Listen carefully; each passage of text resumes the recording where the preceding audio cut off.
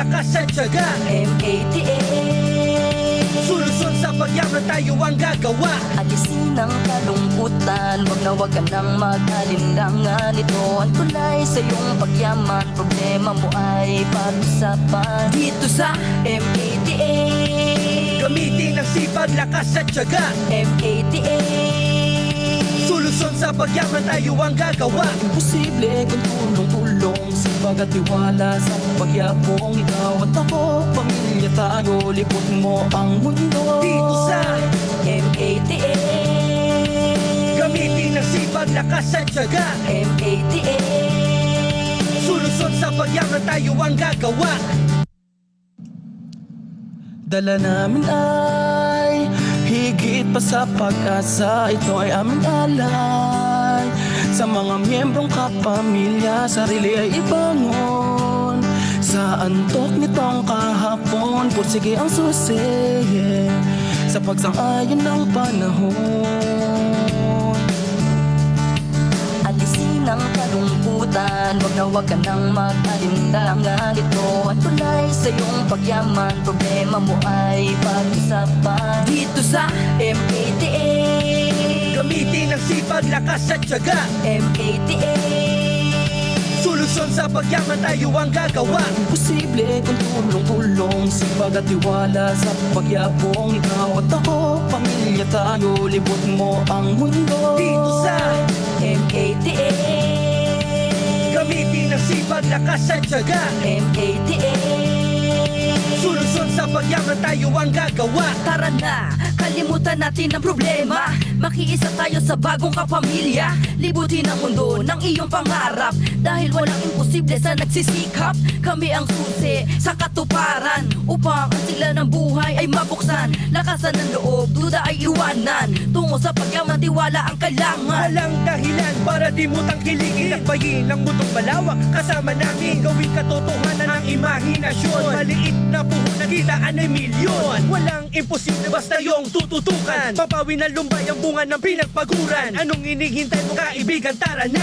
Ang M88 ay hinihintay ka na. Alisin ang kalungkutan, wag ka nang mag-alinlangan. Ito ang tulay sa iyong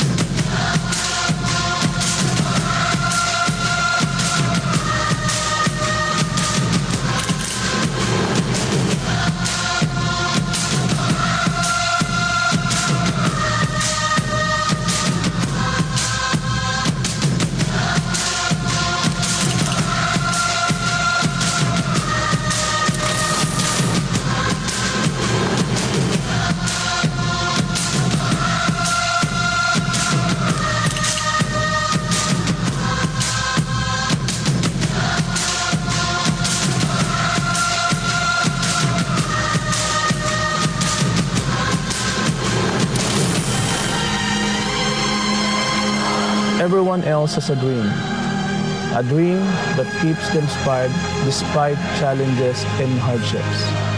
They only think of reaching the goal. Steadfast, patient, and no negativity. Their dream is now a reality.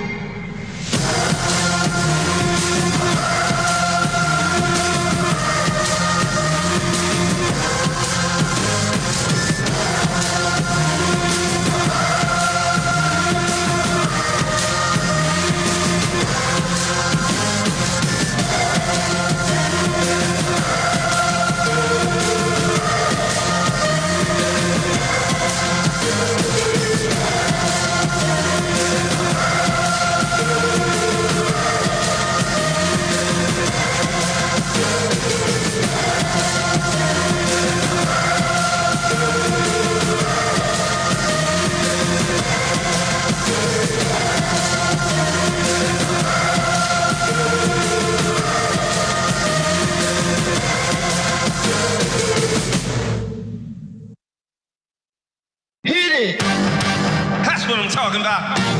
Wait! Okay, now, from the beginning. Hit it, boys.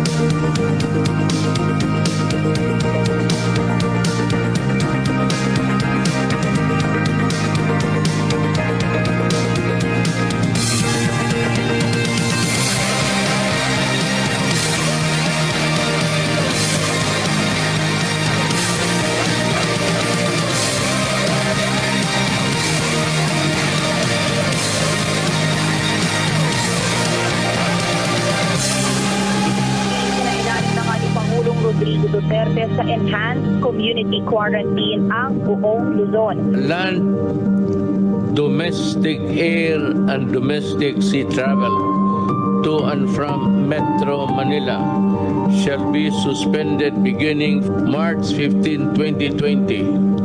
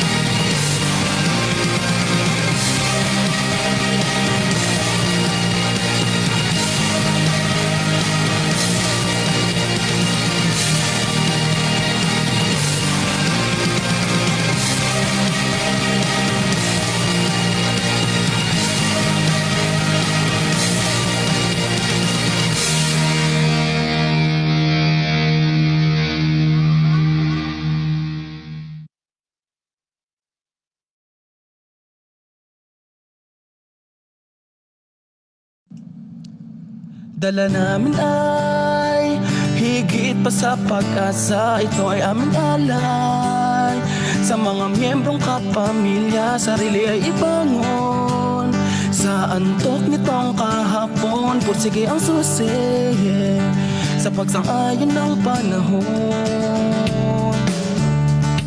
Alisin ang kalungkutan, wag ka nang mag-alinlangan. Ito ang tulay sa iyong pagyaman, problema mo ay pag-usapan. Dito sa M88, Gamitin ang sipag, lakas at tiyaga. M88, Solusyon sa pagyaman tayo ang gagawa. Imposible kung tulong-tulong, sipag at tiwala sa pagyabong. Ikaw at ako, pamilya tayo, libot mo ang mundo. Dito sa M88, Gamitin ang sipag, lakas at tiyaga. M88, Solusyon sa pagyaman tayo ang gagawa. tara na, kalimutan natin ang problema. Makiisa tayo sa bagong kapamilya. Libutin ang mundo ng iyong pangarap. Dahil walang imposible sa nagsisikap. Kami ang susi sa katuparan, upang ang sigla ng buhay ay mabuksan. Lakasan ng loob, duda ay iwanan. Tungo sa pagyaman, tiwala ang kailangan. Walang dahilan para di mo tangkilikin. Lakbayin ang mundong malawak, kasama namin. Gawing katotohanan ang imahinasyon. Maliit na puhunan, kitaan ay milyon. Walang imposible basta yung tututukan. Papawi ng lumbay ang bunga ng pinagpaguran. Anong inihintay mo kaibigan, tara na.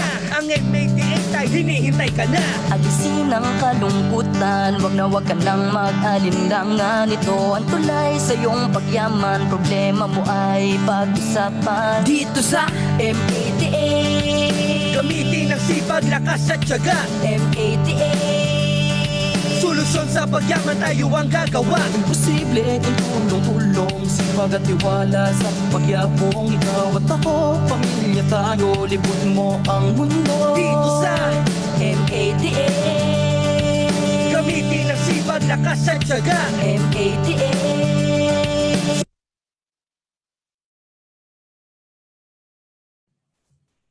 Alright. Magandang gabi sa inyo lahat. Good evening, everyone. Good evening po sa mga nasa Pilipinas, Luzon, Visayas, Mindanao, and of course sa mga nasa ibang bansa, especially sa Middle East, Saudi, UAE, Dubai, Sharjah, Al Ain. Meron po tayong nanonood ngayon from Japan and Canada. Before anything else, bago tayo magsimula, syempre mas maganda makapagsimula muna tayo with a prayer. Alright, so let's bow our head and put ourselves in the holiness of God the Father, the Son, and the Holy Spirit. Dear Almighty and ever-loving God, we glorify you and your name. You have showered us with so much blessing, and your presence continuously remind us of your faithfulness and guidance. We humbly ask you to shower our speakers for today of your greatest inspiration so that we may share the most of their knowledge, heart, and soul. And maybe also absorb the invaluable knowledge, experiences, and put it into practice what we may learn today. We pray that you bless our founders and officers, that the objectives, mission, and vision they have set may all be achieved. Your infinite blessing would mean the success of this event. May we be a living witnesses of your genuine love through the enactment of knowledge acquired through this activity. We ask this in the name of Jesus Christ, our Lord and Savior. Everybody say amen. All right. Amen. Palakpakan naman natin si Lord. Virtual clap naman, everyone. Yes. Para kay Lord yan. Thank you, Lord.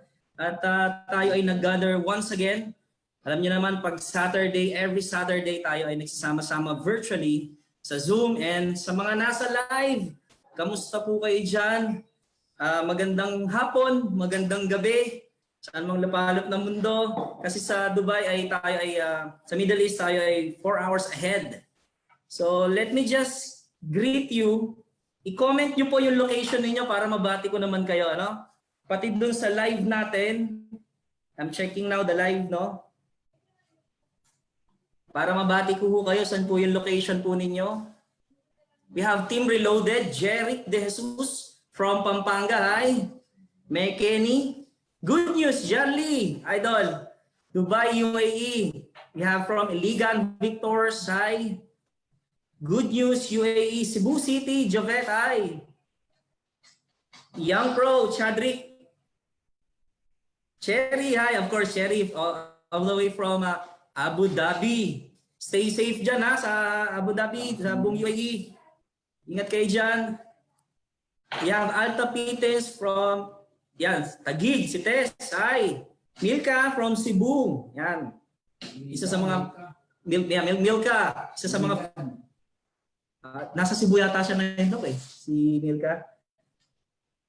Binabati ko si Richard Camillier and Marv's Camillier, ha? Hi. Binabati ko rin si Master Weng Bangalan, Dipo owner natin yan, at si Marco Avila. Ayan, online master natin yan. Binabati ko rin si Jaime Vargas. Ayan. Hi from Davao. Magandang gabi, Miss Madonna ng Madiskarting Pinoy Victors. Sa grupo niya yan, ni MJ Canoy. Sa live naman, hi Joyce Pangilinan, mga taga Dubai ito. Kamusta po kayo lahat? Good evening po. Magandang hapon dyan sa UAE. We have from Iligan, si Dane, hi. Good afternoon from Abu Dhabi Cats. Hi. Magandang gabi sa inyo lahat. Okay, napakadami. So we have viewers sa natin sa live. Hi. At magandang gabi din sa mga nasa Zoom, mga participants natin sa Zoom. It has been an amazing day. Napaka-bless po natin, napakaswerte po natin. At napakaganda ho na magiging training session natin ngayong Sabado na to. And thank you sa ating mga founders and officers na patuloy na yung support system nila when it comes to training at supporting our distributors. Yan, nandiyan dyan, no? Talagang hindi natatapos, especially not to mention yung product development natin from time to time. May need to tayo mga produkto, yung Sakura natin, tsaka yung Maxi Gold. Yan. At mamaya, after the training, abangan po ninyo dahil meron ho tayong special na pasabog dun sa ating droppy. Yan, nag-iingay na ho yung droppy na yan at lahat ay sinasabi yan ang future na, no? So abangan natin yan, yung droppy after this amazing training mamaya is about our health, no? Ayan, so may mga gusto pa ba magpabati? Ayan, kasama ko ang ating VP dito, katabi ko, hindi lang nagpapakita. Ayan, boss. Alright. So, I think everyone's ready.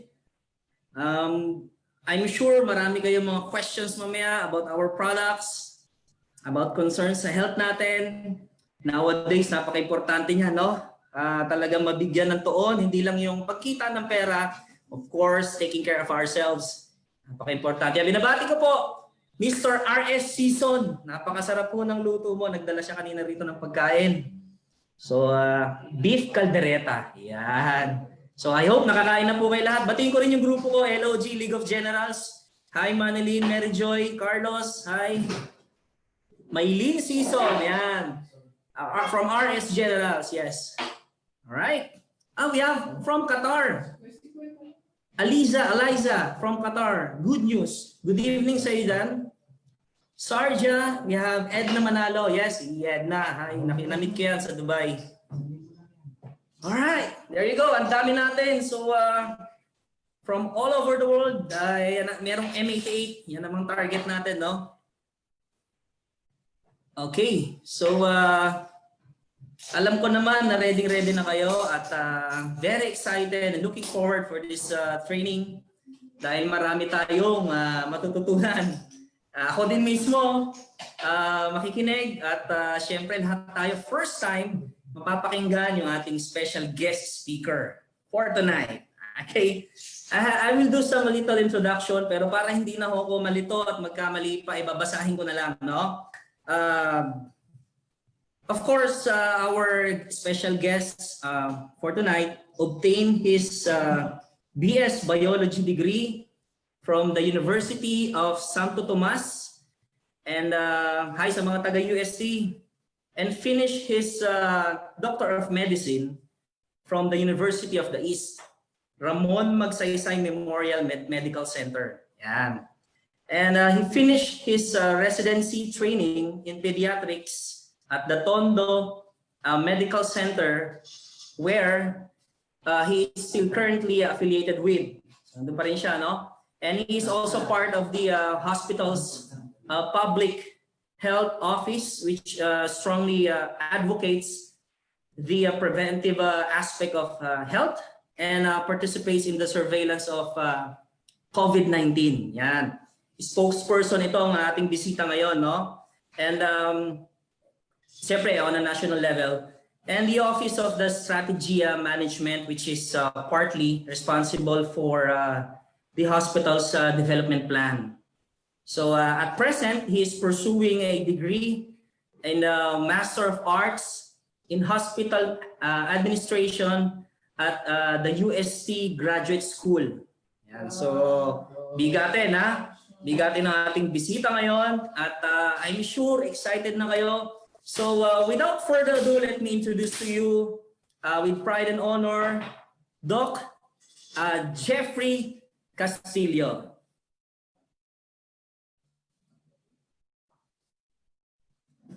Hi, Doc.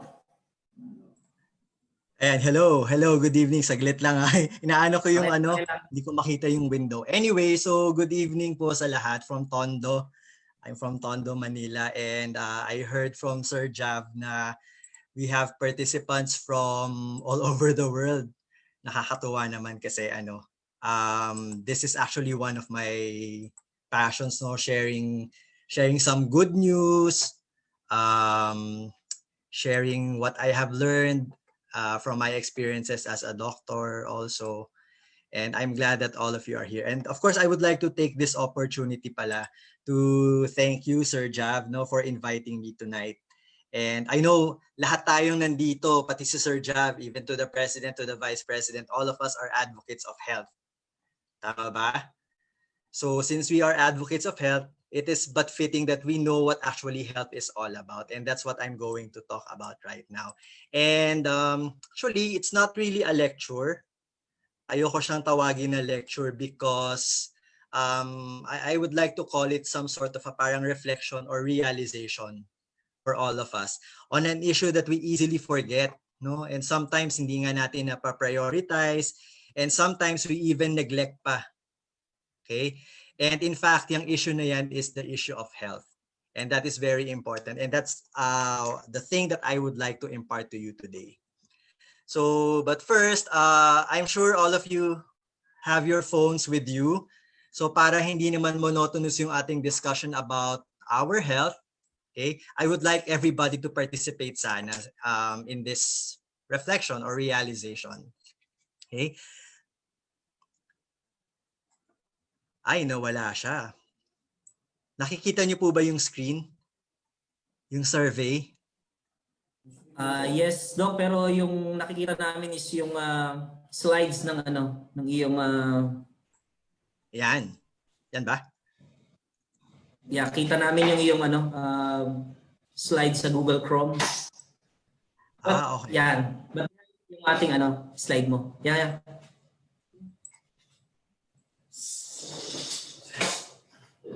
Ayan. Minimum. So, nakikita niyo ba sa taas yung yung link? Yes, Doc. .com/JeffreyCasti345. So I would like to first ask you, are you excited to listen to this short lecture about health? So real time yan, kapag bumoto kayo, lalabas dyan yung lalabas yung mga results natin. Okay, so I'll give you probably a minute para mag-participate. Excited ba kayo to listen? Doc, bali magte-text kami dyan sa Jeff Casti 345, no? Actually, kahit hindi text, pwede kayong pumunta dun sa URL sa taas, yung Paul. paulev.com. Yes, yan. Tama. Thank you sa nag-assist sa nagturo. Kasi later on, as we go along with the discussion, may mga pagkakataon ako na magpa-flash ng mga slides na katulad yan. And I hope that you will be able to participate para naman malaman ko rin yung level of knowledge natin or level of understanding when it comes to health. Kasi importante na while we are promoting health, dapat alam din natin kung ano yung mga sinasabi natin sa mga mga potential clients natin or sa mga potential people na gusto nating matulungan. Because syempre, ika nga ni Ernie Baron, di ba? Parang knowledge is power. So without knowledge, okay, we won't have power. Ayan, so may nag-reply na 100% excited daw sila. So probably we can skip that. I think most of you are excited talaga. And ako, I'm also excited because this is actually the first time that I will be speaking in front of 100 of people. Well, I have spoken to a lot of people before kasi medyo palaging MC sa hospital or sa mga hotel functions. Pero now, I'm actually in front of a lot of advocates of good health. At Doc Jeff, excuse Doc. Yes. Yung presenter view ng window. Yan. Okay, sige. Stop ko muna siguro. Yeah, thank you. Okay. So, ang title nitong lecture nito is all about health. No? Actually, tinitle ko siya na Health is Wealth because this is an issue that is often looked, often neglected, often forgotten actually. And sometimes we have a different meaning of wealth kasi. Pag sinabi nating wealth, we say that in terms of success, in terms of money, but actually, hindi natin makukuha yung success na yon kung ang health natin ay nagsasuffer. Okay? So next question, have you been admitted to a hospital?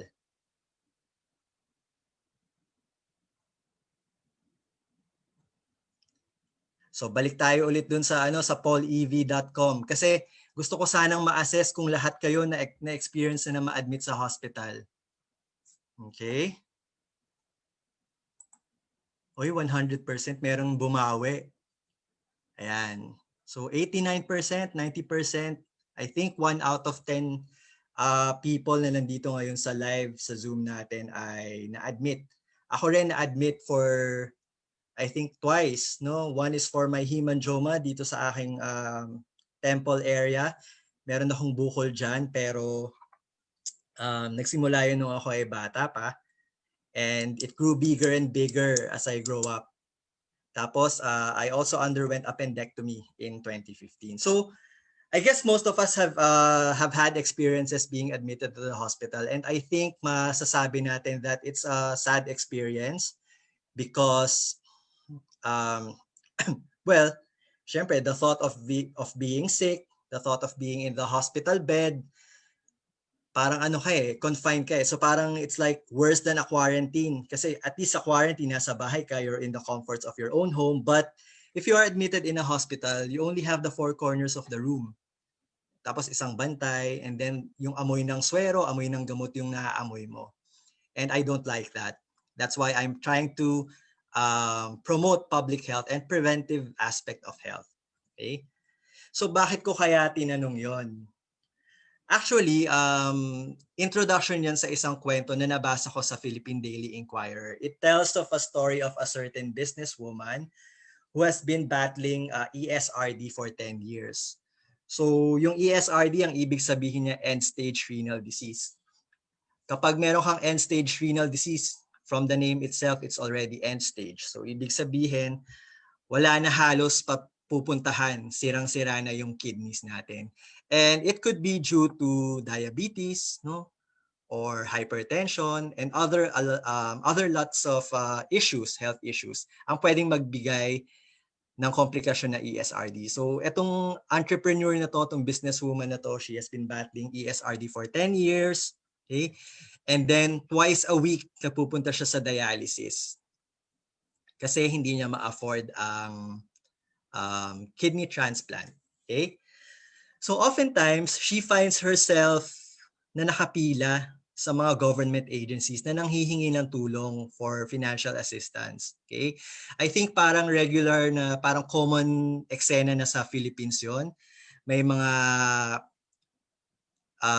Filipinos tayo na hindi ganong may kaya sa buhay, nagkakasakit, and then pipila sa mga government agencies para sa tulong. At pagkahaba-haba naman ng pila, eventually ang mangyayari, hindi rin sila mabibigyan ng financial assistance. Okay? So on top of those pagod sa pagpipila sa mga government agency, syempre kailangan meron pang regular medical check-up yan, right? So I think hindi naman kaila sa lahat na whenever we visit the doctor, no, especially if it's a private clinic or a private hospital, talagang gagastos at gagastos tayo. Sa professional fee pa lang, minsan talagang sumasakit na yung bulsa natin. So hindi lang yung katawan natin yung sumasakit, pati bulsa. And apart from those other expenses, meron tayong mga expenses sa gamot. And we all know how expensive these medications are. So parang it's like a vicious cycle, napapatong-patong siya, you already have the sickness, and then on top of that, nag-iisip ka pa kung saan ka kukuha ng pangtusos sa sakit mo. Okay? While I was doing this slide, actually ito yung pinaka naka-strike the most sa akin because as I've said a while ago, yung physical stress, given na yan pag nagkakasakit tayo. But actually, there are other types of stresses na nakakaapekto sa well-being ng isang taong na-o-ospital. Siyempre, una na dyan yung mental stress. Parang may sakit ako, hindi sapat yung kinikita ko, saan ako kukuha ng pambayad? Or kung hindi man pambayad sa ospital, saan ako kukuha ng pambayad sa mga doktor na gumagamot sa akin? And on top of that, on top of the physical stress, the mental stress, meron tayong tinatawag na financial stress. So ito naman yung burden. Okay? Yung burden financially because according to the Philippine Statistics Authority and to the Department of Health sa mga accomplishment reports nila na nilalabas yearly, the average cost of care of inpatient medical care and costs paid by PhilHealth is this. No? On the average, that's 21,400. So anong ibig sabihin nun? Ang isang ordinaryong tao, kapag na-admit siya, gagastos siya ng 21,400. Yung pulang bar naman, ito yung contribution ng PhilHealth. Ito yung maaaring tulong ng PhilHealth na ibigay dun sa pasyente na yon. So makikita natin that it's less than half, right? So ibig sabihin, you still have to shell out 12,000 pesos para makaalis ka ng ospital. And on top of that, syempre, pag uwi mo sa bahay, meron kang mga gamot, may follow-up check-up, merong mga laboratory na gagawin. And on the average, according to that study, 5,237 pesos ang gagastusin ng pasyente na yon. The next few slides will just show to us ng evolution ng expenditure ng health. No? Baka magtataka kayo, bakit itong si Doc nagdi-discuss ng mga pera or ng mga expenditures sa health? Actually, importante nating malaman yan because we will realize that napakalaki pala ng pera na ginagastos natin sa pagtustos kapag tayo ay nagkakasakit. At maliit lang yon kumpara sa gagastusin, malaki yon kumpara sa gagastusin natin kapag sa preventive aspect of health. So as we try to take a look at this slide from 2012 until 2016, tignan natin yung nasa huli, nasa babang part, yung out of pocket. Okay? So ang ibig sabihin lang nito is that 269,000, okay? In 2012, ang out of pocket na ginagastos ng isang Pilipino or ng mga Pilipino ay 269 million pesos kasi in million pesos siya. And habang tumatagal, tumataas din yung out of pocket. So dapat maintindihan natin kung ano talaga yung out of pocket. So ang ibig sabihin ng out of pocket, ito yung mismong nanggagaling sa bulsa ng isang pasyente. At kung makikita natin dito sa mga data na ito, napakaliit lang ng contribution ng gobyerno, ng national government, ng local government, pati na rin ng PhilHealth. So itong line graph na to is just another representation of the previous data. Pero I just would like to highlight, nakita niyo yung disparity kung nasaan yung out of pocket at kung nasaan yung subsidized by the national government, PhilHealth, or the local government. Napakataas, di ba? Napakataas ng out of pocket. So it just goes to show that kung ikaw ay isang ordinaryong Pilipino, no, syempre kailangan mo magtrabaho para mapagtustusan yung bahay, yung pagkain, at yung edukasyon ng mga bata. Kapag nagkasakit ka pa, mauubos pa yung pera mo dahil sa pagtustos ng iyong pagkaka-ospital. Okay? And this is also another representation of that figure. So pinapakita lang dito na more than half ng expenditure sa health ay galing mismo sa wallet natin or sa mga pitahan natin. So 54.2. And this data came from the Department of Health.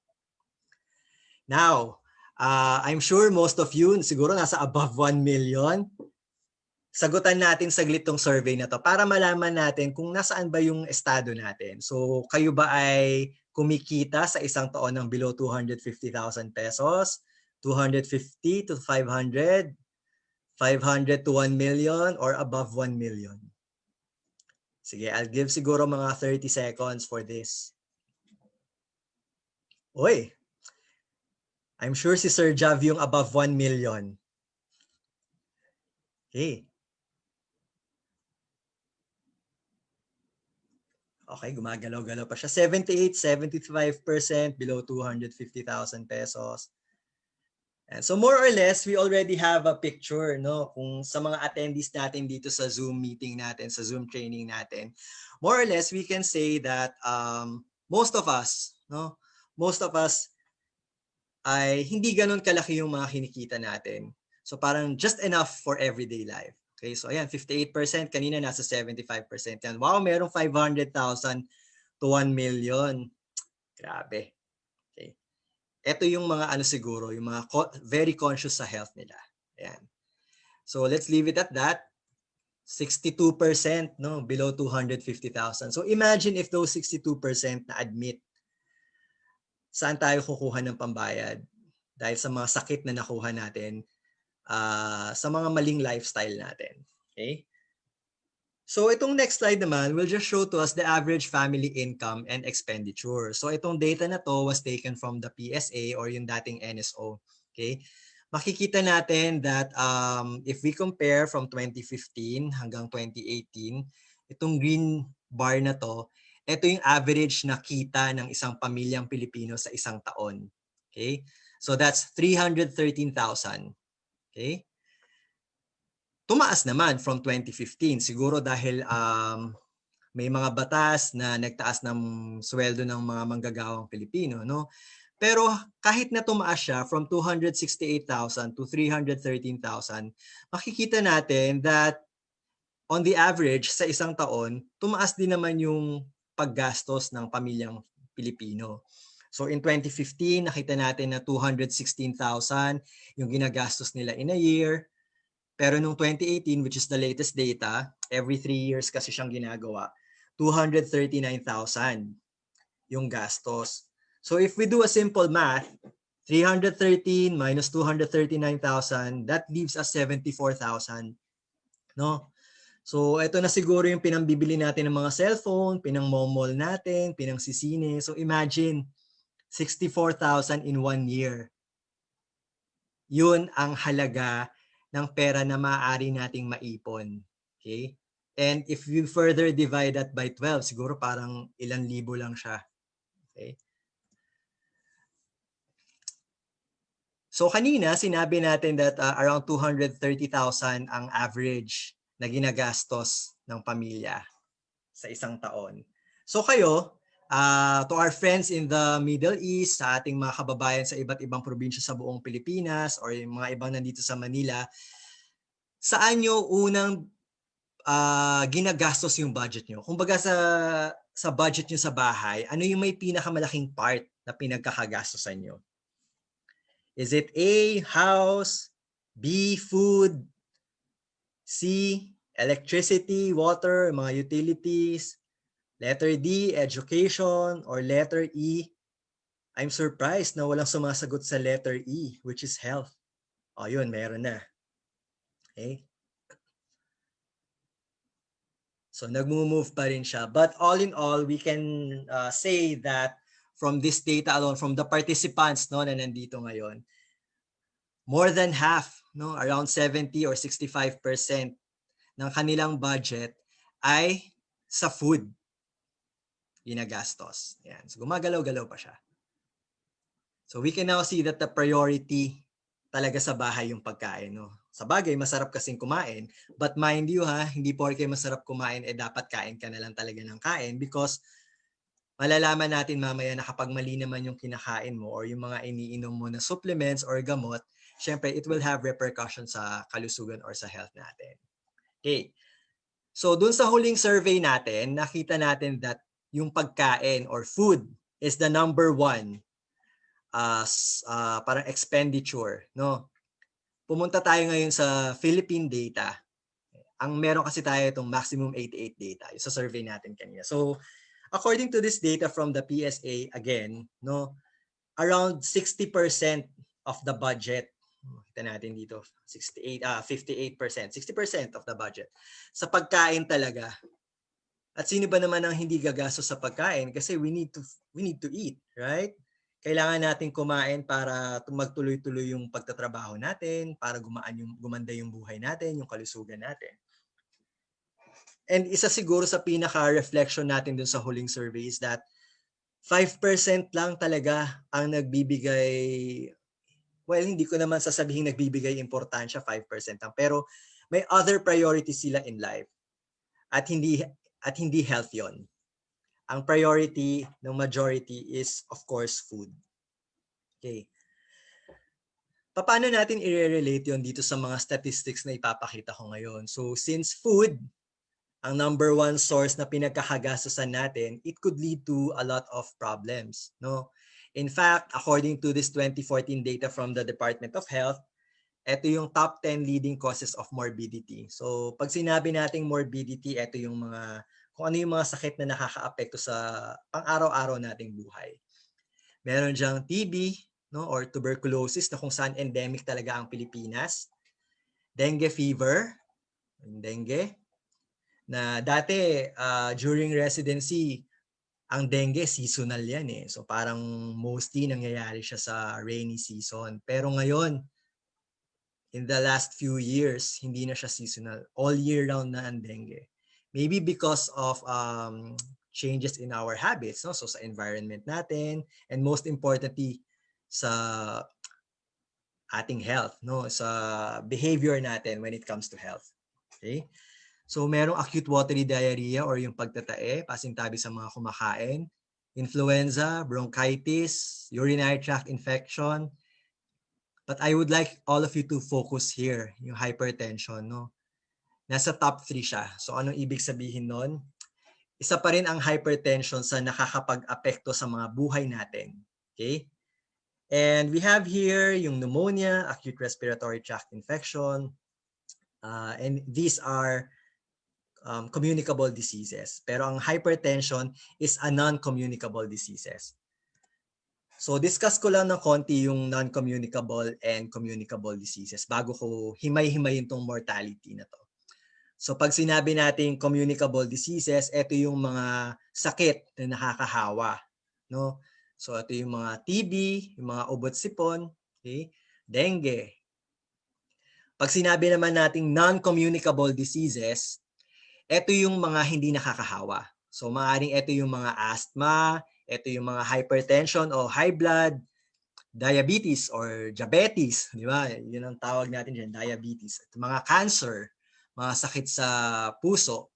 Okay? So, makikita natin ngayon dito sa top 10 leading causes of mortality. Pag sinabi nating mortality, ito yung mga cause ng pagkamatay ng Pilipino noong 2013. Makikita natin that merong diabetes mellitus, no? Merong malignant neoplasms. Malignant neoplasms, ito yung isang termino para sa cancer. Okay? Iba't ibang uri ng cancer. Isa na dyan yung lung cancer. Diseases of the vascular system. So maaring ito ay hypertension, okay? Maaring sa cholesterol, at diseases of the heart. So ito yung mga sakit na nakakaapekto sa ating puso. Kung mapapansin nyo, no, kanina dun sa list of top 10 morbidity, halos ang nandun mga communicable diseases o mga sakit na nakakahawa.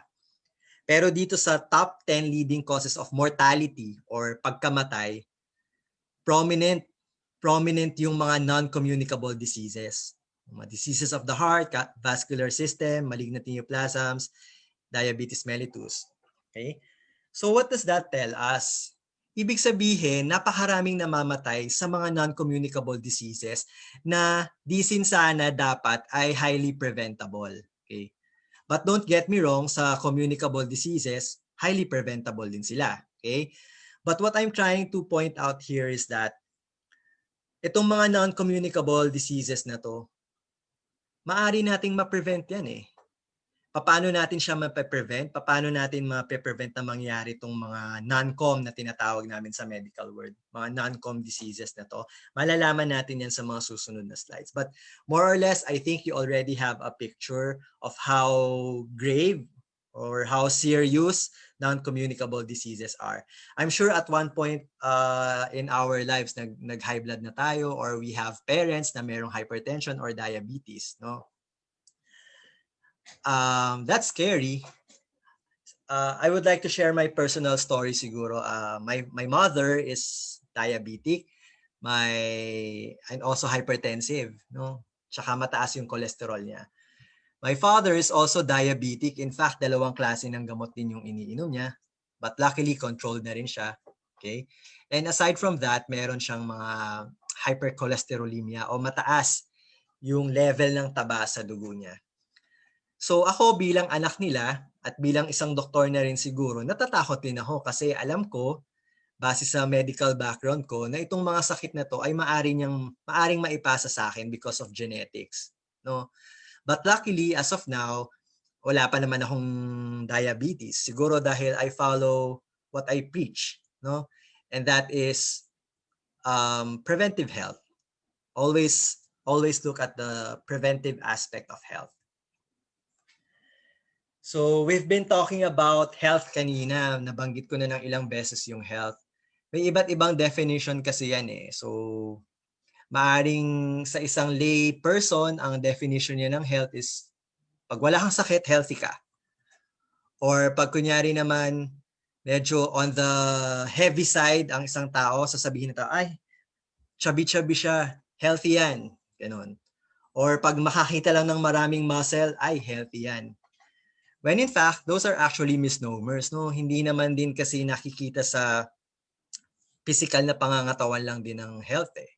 So for us to fully understand what health is all about, okay, I would like you to refer to the definition of World Health Organization. So ang sabi ng World Health Organization, health daw is the state of complete physical, mental, and social well-being, and not merely the absence of disease or infirmity.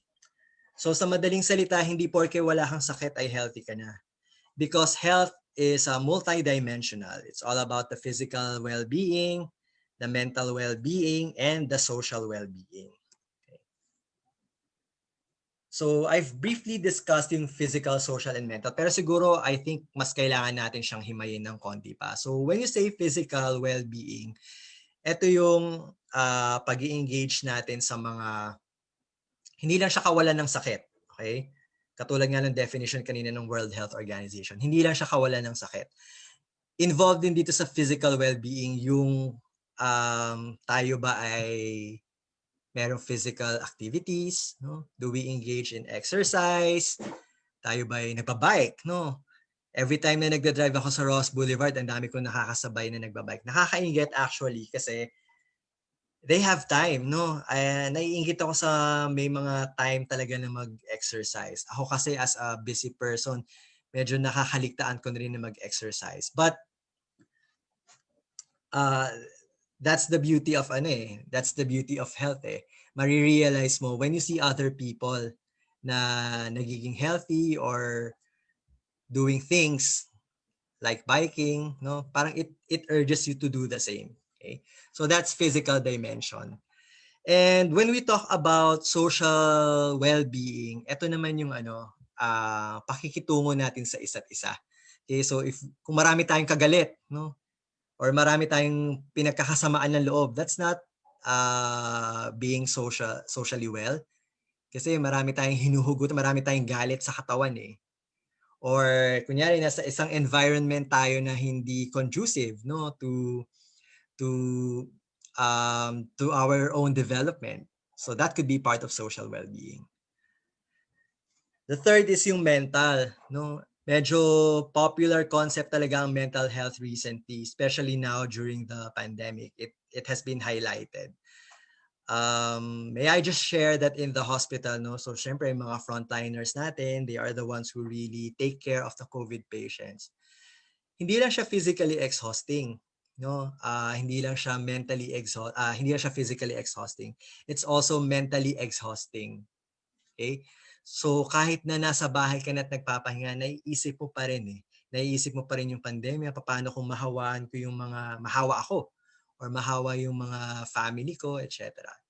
So what we do right now in the hospital is we give mental health and psychosocial support or MHPSS na tinatawag. Because kung hindi healthy yung mind mo, if your mind is not free from all your worries, then you cannot be classified really as healthy. Okay? Now, other sources would say that hindi lang tatlo yung dimensions of health. Meron din tayong other three pa, yung environmental, spiritual, and emotional. When we say environmental, it actually has something to do with parang medyo related siya dun sa social well-being natin. So pag environmental, you are living in a place that's very conducive to growth, no? Tahimik ang lugar, safe ang lugar. Yon is munti ko na makalimutan. Kasi if you live in an unsafe place, no? Magsusunod-sunod your mental well-being will be compromised, your social well-being will be compromised, etc. So dapat may environmental dimension din yung health natin. Of course, spiritual. So kanina natutuwa ako that before we started this activity tonight, nag-lead ng prayer si Sir Jam. And I think we should always do that. Whatever our religion is, we should always praise the Lord for everything that is happening. Good, whether good or bad. No? And then emotional, actually pag emotional, it's more of rin siya, related siya sa mental health. So, maskulado ka nga, maganda yung pangangatawan mo, wala kang sakit, hindi ka high blood, hindi ka diabetic, pero your state of mind and your emotions are unstable, that's not being healthy. Okay? So what I would like to emphasize really is that yung 6 aspects ng health dimension na yan ay katulad nung ginawa natin kanina. May interaction. So itong bilog na to, this is what we term as Venn diagram. And kung makikita mo, each of the dimension is represented by a circle. So ito yung physical, social, mental, emotional, spiritual, so on and so forth. And yung area na kung saan sila ay nag-overlap lahat, okay? That is health. Sa tingin nyo ba merong ganun? Na lahat, physical, social, mental, emotional, spiritual, environmental, perfect? I don't think so. No, mukhang walang ganun. But more or less, we are in this area sana. Okay? Na kung ang isang aspect medyo hindi maganda, at least 5, the other 5 ay maganda. So there should be an interaction of those dimensions. Hindi lang siya purely physical, hindi lang siya purely social, or hindi lang din siya purely mental. Okay? Now, how do we achieve health and wellness? Okay? Baka itanong nyo kasi, ay si Doc nagsasabi about health. I think masyado ng late, 40 years old na ako para asikasuhin ko pa yung sarili ko. Well, there's never late time if you want to really change for the better, no? Achievement of health and wellness is actually an ongoing process. Hindi porke ngayon mo lang na-realize na kailangan mong baguhin yung ways mo, too late na. No, walang too late when it comes to health. But in reality, it actually began during birth, no? Sa pagkapanganak pa lang natin, yung health, yung concept of health and wellness nagsisimula na siya. I remember sa mga naging patients ko, yung mga mothers nila, pagkapanganak pa lang ng baby, after 3 days, after 5 days, dinadala kagad sa outpatient department namin because they wanted the baby to be seen by a medical practitioner kung kumusta na ba yung baby nila. So these mothers are after the well-being of their baby. And after nun, syempre, i-schedule siya ng mga bakuna. Okay? So that's one concept of health and wellness. Nagsisimula pa lang, baby pa lang tayo. Nanay natin gusto na tayong pabakunahan, gusto nang bigyan tayo ng breast milk, gusto na tayong pakainin nga wala pang 6 na buwan, gusto na tayong pakainin ng kung ano-ano because what they want is the best for us. Okay? And that achievement of health actually continues even during childhood. Okay? Hindi naman porke bata ka na nag-aaral, tapos na yung concept of health. Tuloy-tuloy pa rin yan. In fact, tuloy pa rin dapat ang mga bakunang binibigay for the preventive aspect, no? Siyempre, pag tumanda na tayo, yung ibang dimensions of health, maaari na nating ma-feel or maranasan. Okay? Ito yung mga time na nagtatrabaho na tayo or nag-aaral or whatever. And the mental aspect of health and wellness could come into play. So dito sa stage na to, maaari nating maranasan ng very, very down tayo. Okay? Kung nagkaroon tayo ng failures in life, failures in business, failures in health, failures in school, etc., dito natin siya mararamdaman. So, as I said a while ago, there should be a balance of everything. The dimensions of health should be interacting with one another. Okay? So, pag mababa yung isa, literally pwedeng hilahin yung other. So, kunyari, mababa yung mental aspect of health ko. Since mababa yung mental aspect of health ko, marami akong iisipin, that could drag down my physical health, no? That could also drag down my emotional aspect or emotional dimension of health, okay? And as we progress, habang tumatanda tayo, mas lalo na hindi dapat natin kalimutan yung health natin because eto na yung extremes of ages di ba? There are 2 extremes of ages, yung very, very young and yung very, very old. So dito na natin mararamdaman yung mga ibang sakit. Nagsisilabasan na yung mga sakit. And sometimes, kung hindi natin siya ma-address ng maaga, it could lead to complications. And one complications could be death. No? Hindi naman sa tinatakot natin kayo or tinatakot natin ng bawat isa. But ultimately, doon din naman tayo papunta sa death. But the course ng papunta ng death natin should not be because of sakit. No? Kundi hindi dapat sa naging komplikasyon ng mga sakit natin, hindi ganun. Okay? So now that we all know those concepts, no, it's very important for us to make healthy decisions. Okay? What do we mean by healthy decisions? Ito yung pag-iwas sa paninigarilyo. Okay? I'm sure lahat ng doktor sinasabi yun. And forgive me no sa mga naninigarilyo sa atin dito. Mamaya madidiscuss ko na sobrang daming chemicals ang nasa isang stick ng sigarilyo. It could be fatal to everyone. Okay? So another aspect of making health decisions would be participating in exercises. Okay? Participating in exercises, shying away from alcoholic drinks, basically living a healthy life. Easier said than done, no? Actually, ganun sa bahay namin eh. Madaling sabihin na, itigil mo yan, itigil mo to, itigil mo yan, inumin mo to, inumin mo yan. But actually, it's very hard. And it really takes discipline. Okay? So kanina, we discussed na ang pinagkakagastusan talaga natin would be food.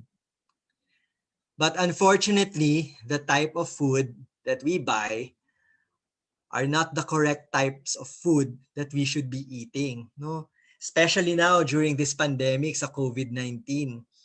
Most of us are just housed in our homes. Okay? Wala tayong means na bumili sa labas sa mga palengke or etc. Okay? The only majority of the food that we eat right now is coming from fast food. And hindi naman siguro kailangan nating maging doktor or nutritionist and dietitian para malaman na yung mga fast food na yan is really bad for our health. No?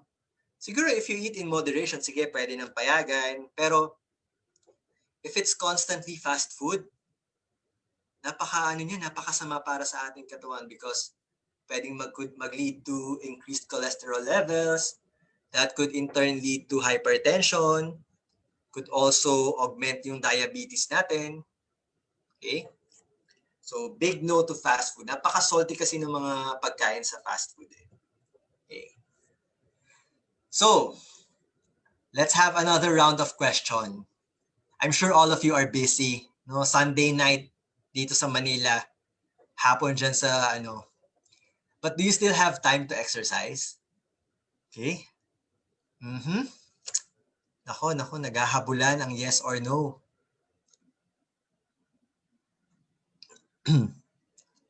Okay.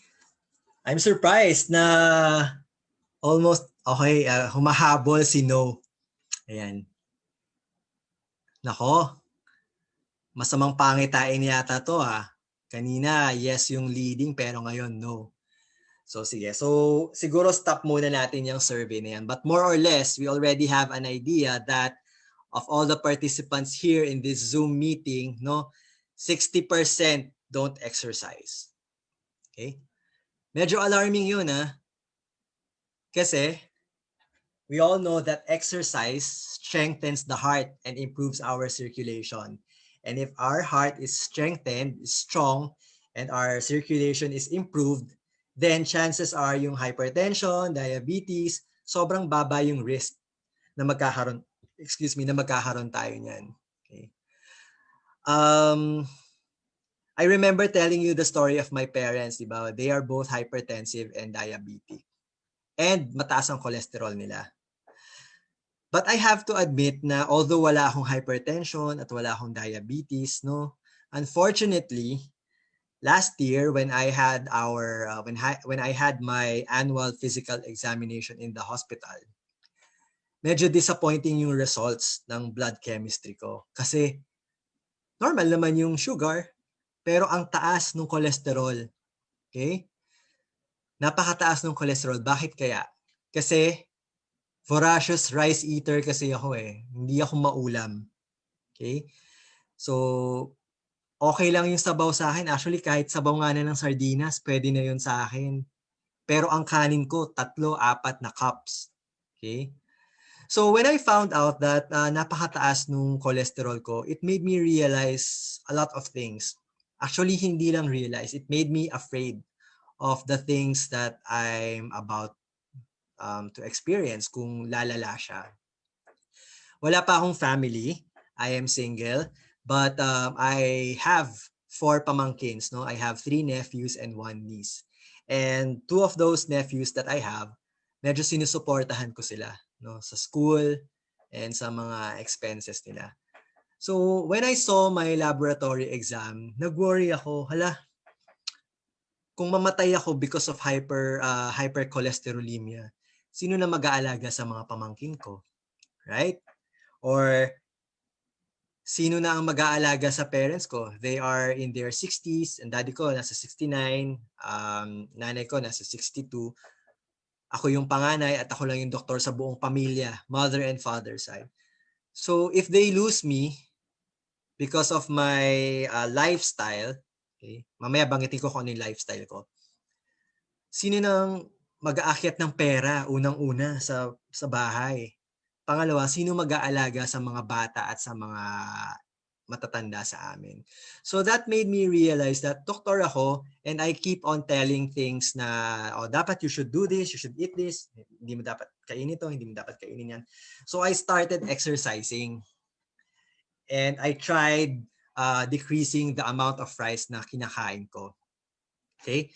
So kahit dito sa office, dito sa hospital, I allot around 20 minutes of my time, no, na mag-Zumba. Okay? Kahit ako lang mag-sign, sometimes niyayaya ko yung midwife namin na medyo may edad na. So kaming dalawa lang yung nag-Zumba every day, and that's every day. Okay? Syempre, I also took medications and food supplements na may mga ingredients na time and again proven that could really help in decreasing cholesterol levels. Okay? So after 3 months, luckily naman bumaba yung cholesterol ko. Okay? So I also had to watch my diet kasi yun talaga eh. Ang sarap kasing kumain, di ba? Ang sarap mag-fast food actually. Pero marirealize natin kung magkaroon tayo ng mga problema that sana pala hindi na ako kumain ng ganun. Sana pala ganito yung ginawa ko. Okay? And of course, another way for us to really be healthy is to quit smoking. So again, papasing tabi muna ako sa mga naninigarilyo. Pero if you have time after this lecture, siguro you can Google smoker's body. No? So that's a very, very graphic representation kung ano yung mangyayari sa katawan ng isang tao kapag hindi siya tumigil sa paninigarilyo. Okay?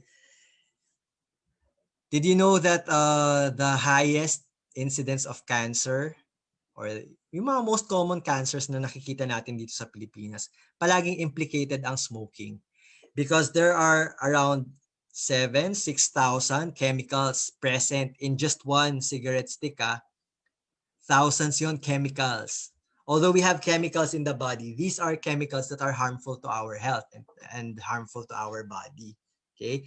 And out of those thousands of chemicals present in the stick, almost 100 ay carcinogenic. Okay? So ano bang ibig sabihin ng carcinogenic? Whenever we say carcinogenic, ito yung mga components or substances na maaring mag-cause ng cancer. Okay? And I think ang pinaka-common cancer sa atin would be lung cancer. And lung cancer and cigarette smoking is almost always associated with each other. Okay? I think parang 17, no, if I'm not mistaken, 17 Filipinos die every second. In a year, that's around 100,000. 100,000 Filipinos ang namamatay because of smoking-related complications. And that could mean cancer, hypertension, no, diabetes. So, kung babalikan natin kanina yung top 10 list of mortality, di ba? Siya yung nag-figure sa top 5. Neoplasms, heart diseases, cardiovascular diseases, diabetes. And smoking is implicated there. Okay? Nakakapagpataas lalo siya ng HCVD na tinatawag namin. Mga vascular diseases. Okay? Lalo na sa diabetes, no? Ngayon ko lang naalala, no? Allow me to share a few minutes of this story. I also had my internship here sa Tondo Medical Center, no? And during my rotation in the pedia ward, may mga matatandang nurse doon. Actually, hindi naman ganong matanda. May mga senior nurses doon, and one of them became almost like a mother to me. But she had uncontrolled diabetes, no? Sadly, binawian siya ng buhay last year and she was only 59, no? Hindi nga umabot dun sa parang 60 years old na kung pwede nang para mag-early retirement So imagine, mamamatay ka ng maaga tapos yung mga benefits dapat na makuha mo, retirement benefits, etc. Hindi ma-enjoy ng family mo just because you were not able to reach a certain amount of a certain age, no? So naalala ko lang siya because we are talking about diabetes. And I remember na meron siyang sugat noon sa finger. Sa toes pala, sa finger. Finger pala sa kamay. So sa toes, sa paa. Medyo matagal na yon, no? Pero nagjo-duty pa rin siya until such time na yung buong left leg niya became gangrenous or nabulok na. Kasi nga sa diabetes, nawawala yung supply ng oxygen So nabubulok yung parte ng katawan yun. And she had to be amputated. So yung leg niya na yun, tsaka yung BKA ang tawag, below the knee amputation. So yung tuhod sa ilalim ng pababa hanggang sa paa, tinanggal. And I think kahit hindi ako yung nakaranas nun, that's very painful, no? Parang imagine losing a part of your body and a very important part of your body at that. Kasi you need your legs to move around Paano ka makakapagtrabaho, di ba? Okay. So everything went downhill from then on. Nag-resign na siya because of her health until naka-receive na lang kami ng balita na yun nga, binawian siya ng buhay. Okay? And that's because of diabetes. A condition na although na ipapasa siya from one family member to another, ay maaari nating maiwasan if we only follow some tips, no? I'm not saying that she didn't follow the tips, but so siguro kasi stressful din yung environment Imagine working as a nurse, right? 'Di ba kanina dun sa dimensions na nakita natin, dapat yung environment mo is also conducive, etc. So those are the things na pwedeng mangyari talaga.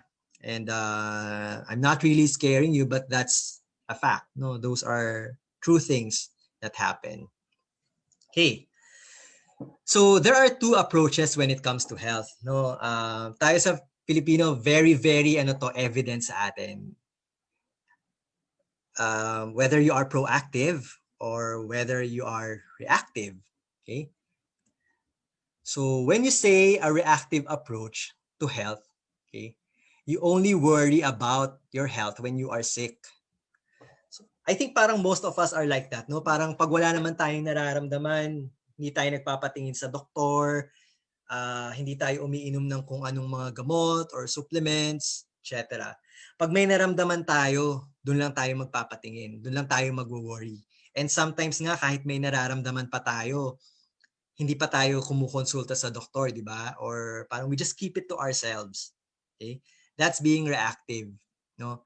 And I think hindi dapat ganun. Because you just react when there is something wrong. I remember sa isang patient ko sa emergency room, no? Syempre my specialty is pediatrics, so bata yung pasyente ko. Matabang bata dinala sa ospital, no? She was having bouts of diarrhea for almost 1 week. Okay, mataba siya, mataba. If you will take a look at the baby talaga, parang healthy looking.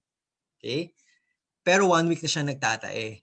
But her mother didn't realize na dehydrated na pala siya. No? Parang inakala lang niya na simpleng pagtatae lang yan and that it will just pass away when in fact hindi. So 1 week na nagda-diarrhea, dinala sa amin. Ang assessment namin, severely dehydrated. Kapag mataba kasi yung isang bata at nagtatae, medyo dangerous yun because hindi natin madedetect sa kanila yung signs of dehydration kasi nga mataba sila. So parang they appear perfectly okay. So to cut the story short, binawian din siya ng buhay yung bata. No? So imagine 1-year-old. Sa culture natin kasi, di ba, parang ang expectation mauunang mamatay ang parents kaysa sa anak, ang magulang kaysa sa anak, di ba? Pero imagine the pain of losing your child, right? Na nauna pa yung anak mo who has a bright future ahead of her or him. At 1-year-old, babawiin siya just because sa isang sakit na hindi natin na hindi na recognize agad. So that's one form, or that's one example of being reactive. Okay? The other naman is what we would like everybody to espouse. Okay? So yung pagiging proactive. So when you say proactive, it means that you are adopting a lifestyle habit that enable you to lead a healthy life. So katulad nung nasa picture, even though wala siyang nararamdaman, he keeps exercising, he eats the right type of food, and probably takes the right type of supplements. What else? He enjoys life, no? So ganun. So that's being proactive. Actually, parang ganun sa family eh. Sa iilang miyembro ng family namin. Mahilig silang mag-exercise. So they are the proactive type. Pero siguro sa side namin, sa daddy ko, kunyari, more on the reactive side talaga. Hindi magpupunta magpakonsulta until merong nararamdaman. Okay? At kahit nga may nararamdaman na maghihintay pa ng lumala. Okay? I think that's one of the problems that we are facing.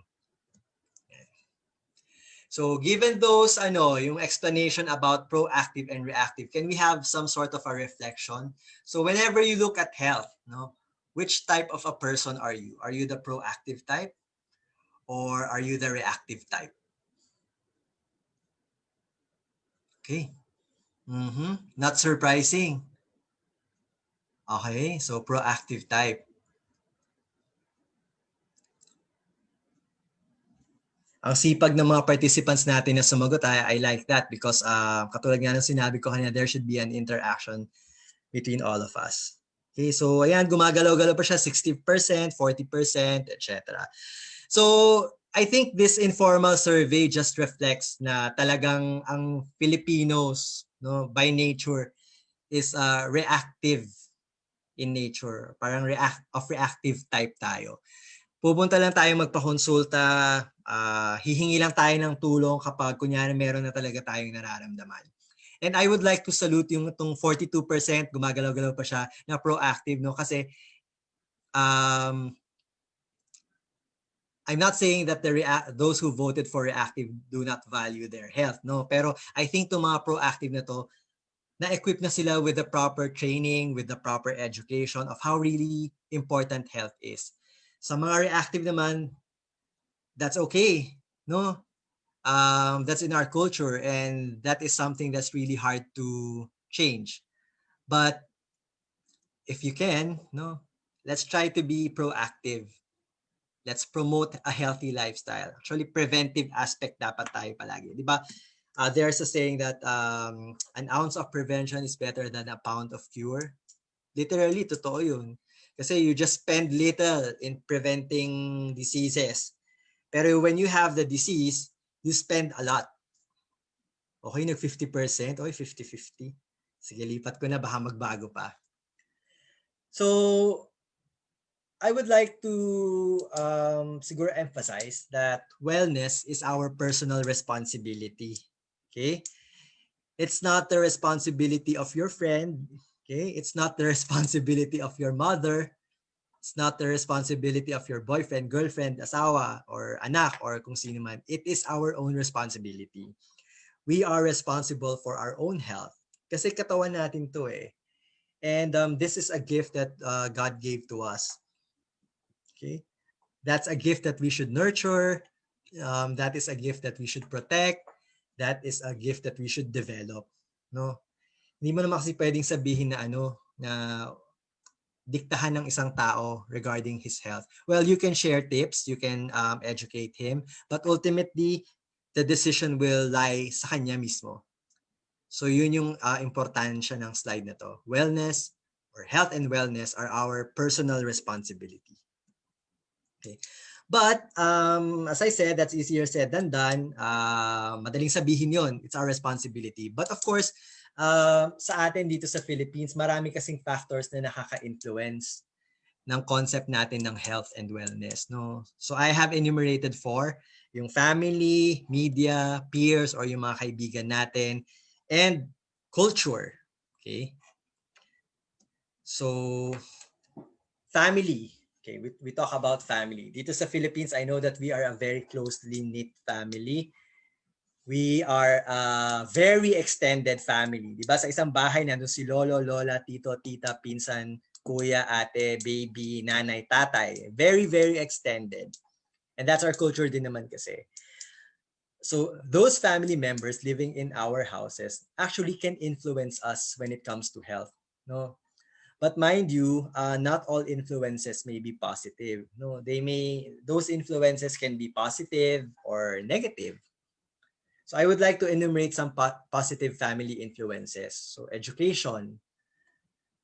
Whenever, for example, ako lalabas, sasabihin palagi ng nanay ko, "O anak, lumabas ka, mag-jacket ka para hindi ka sipunin." Or magsombrero ka para hindi ka mahamugan. No? So those are types of education. Parang you are educating the child na you have to do this para hindi ka magkasakit. O anak, take your vitamins na. So that's a positive family influence. So the parents are there exposing the child early on to the consciousness of health. Okay. How about values? Okay. So yung values and support, like siguro unahin muna natin yung values kasi exciting to eh. Ay, yung support kasi exciting siya. Support.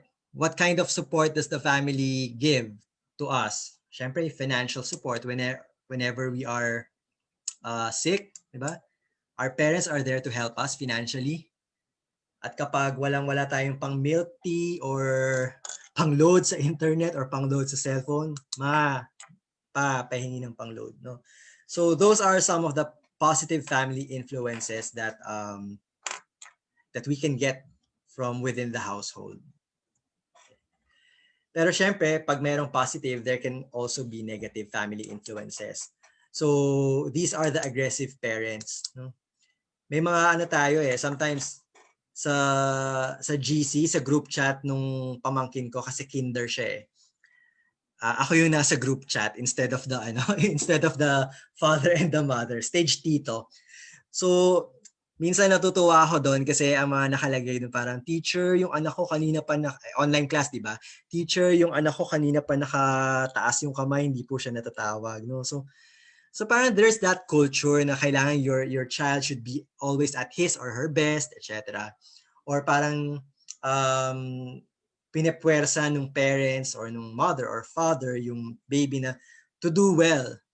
So an example that I can give is, for example, yung isang bata naging top 2 honor sa school, tapos sasabihin ng parents, ay top 2 lang, dapat top 1 kasi si ganito, kasi si ganyan, no? So those are aggressive parents, and these aggressive parents may not really be good, no, for children to be influenced. Okay, now let's move to media influences. Ito talagang napaka very relevant today. Kasi especially with the advent of social media, di ba, mga andaming influencers, mga vloggers, etc. But don't get me wrong, yung mga influencers na to and vloggers, they can actually be give positive influences only if they say the right things, only if they do and say the right thing, syempre. Meron kasi mga vlogger or influencers na puro kalokohan, no? So parang personally ako, they should use their platform to promote something that is of importance, and one of which is health. So what are those positive media influences when it comes to health? No, so sa media, for example, yung mga sports coverage natin, di ba? Laging na-highlight yung galing ni LeBron James, or sino pa bang mga basketball player, Michael Jordan, or yung mga si Chabio, ewan ko kung nanonood kayo ng UAAP. Anyway, sila, di ba? So parang these kids look up to these sports icons as their role model. So early on pa lang, during their childhood, na-expose na sila na, I have to be exposing myself to a lot of physical activities para maging maganda rin yung pangangatawan ko, maging healthy rin ako, etc. Okay. Pero syempre, kaakibat ng mga positive influences would be the negative influences. Okay? Medyo marami tayong masasabi dito kasi media has actually demonized, no, or parang commercialized or parang changed the way we see health. Okay? If you are fond of watching mga fashion shows, di ba? All of the girls are parang sobrang skinny na talaga. And the media projects them to be as the perfect girl, no? Parang ganon. Parang the epitome of a beautiful girl, etc. When in fact, hindi, no? Actually, mukha silang may sakit. Katulad nito, yes, may itsura siya, but look at how frail she is, no? Maganda siya. But take a look at her body. It's not ano, di ba? Parang you don't have to be a doctor para masabi mo na there must be something wrong with this model, no? So that's one negative media influences. So parang media is trying to promote something, o dapat lahat kayo payat, no? And in the same manner na, o dapat lahat kayo tumaba, etc. Ganun. Extremes palagi yan eh. So everything should be in moderation, sabi nga ni, di ba, ni Catriona Gray. So other negative media influences would be the promotion of cigarette smoking, right? Kasi siguro if I were, kung ako siguro yung pinaka-powerful na tao dito sa Philippines, ibaban siguro yung sigarilyo kasi by banning cigarettes, wala naman ninigarilyo, di ba? But syempre kasi it's a business eh. And then the media has partly played a role in the proliferation of cigarettes, liquor, and other unhealthy food, no? Like sa mga fast food, etc. And then third would be yung peer and social influences. Ayan, nakikita ko kayo kanina sa screen eh. We are a mixture of various age groups, no? So I guess at one point in our lives talaga, we were invited by our barkada na itry na manigarilyo or try na uminom or try drinking this or try doing this, etc. Medyo malaki yung impact ng mga peers and mga kaibigan natin when it comes to our health. Kasi syempre I think sila yung everyday natin palaging kasama, and we look up to them as our brothers and sisters. And whatever they say na maganda para sa atin, sometimes we blindly follow them eh. Diba? Okay. So siguro, let's start with one another. If you have, I'm sure you have friends, no? Pero as a friend, siguro we should be a good influence to the other. So kung ano yung advocate ng company or kung ano man yung ina-advocate ng mga doctors, we should always try to encourage them, try to involve them, or ipakilala natin sa kanila yung concept of health and wellness. Kasi they look up to us eh. They look up to us bilang mga kaibigan nila. Or kung kunyari ako as a doctor, people, kahit na hindi ko sila kakilala, people look up to me because of my profession. So I have to use that voice to influence people positively. Okay? And then finally, yung cultural influences. This is a very sensitive topic kasi. So siguro we won't be really discussing that much here. Pero siguro sa atin sa Philippines, ang isang example ko na lang would be yung concept of yung authority ng parents. Diba? Sa culture natin, parang palagi tayong dapat susunod sa magulang. So if the magulang or if the parents have a wrong notion when it comes to health and wellness, naturally, it will be passed on to the child. No? Okay. So, sa suma total ng lahat ng mga sinabi ko, it's really up to you. Okay? It's really up to you whether you would want to be healthy or you would want to change for the better or you would want to remain in the status quo. It's up to you. Diba? I kept on emphasizing a while ago that it is our own responsibility. So, if you haven't started doing healthy lifestyle, behavioral changes, etc., now is the right time. After this lecture or after this presentation, do away with the things that really harm your health. Okay? I'm sure medyo nare-realize natin that naninigarilyo ako. Kailangan ko nang tumigil. But that's easier said than done, no? I'm a smoking cessation counselor also. At most of the clients that I spoke to, hindi naman outright tigil agad sa paninigay. Take it one step at a time also. Parang gradually. Yun. So, nakikita nyo, tinuturo ka, it's up to you. So, I hope you realize na yung kaimportansyahan. So, given all the information that I said, the economic aspect of sickness, etc., etc., I have a question. So will you give more importance to your health now? So pag sinabi natin give more importance to your health, it doesn't mean na dapat majority of the budget mapupunta sa health. No, it's not like that. Kasi di ba sabi natin, there should be an interaction between the dimensions eh. Okay, so will you give more importance to your health now? Naku, may nagbago. Nagkamali siguro ng pindot yon. Okay, so 100%. And I think that's my objective for today. That is for you, for everyone to realize how important health is, because it's a vicious cycle eh. I said a while ago that parang yung measure of success natin is the number of houses that we have, the number of cars that we have, or the amount of money that we have in the wallet. No? Lahat yun mawawala if you lose your health. If you lose your health, you lose the time to work. And if you lose your time to work, you lose your work. If you lose your work, you lose your earnings. If you lose your earnings, you lose your properties. So it's a vicious cycle. So nawalan ka ng lahat, iisipin mo pang mentally yun, all the more na mas lalo kang mag-iisip, all the more na mas lalo kang maapektuhan, could further deteriorate your health. So now is the right time to give importance to our health. Okay? I think this is the second to the last slide. Invest in your health. No?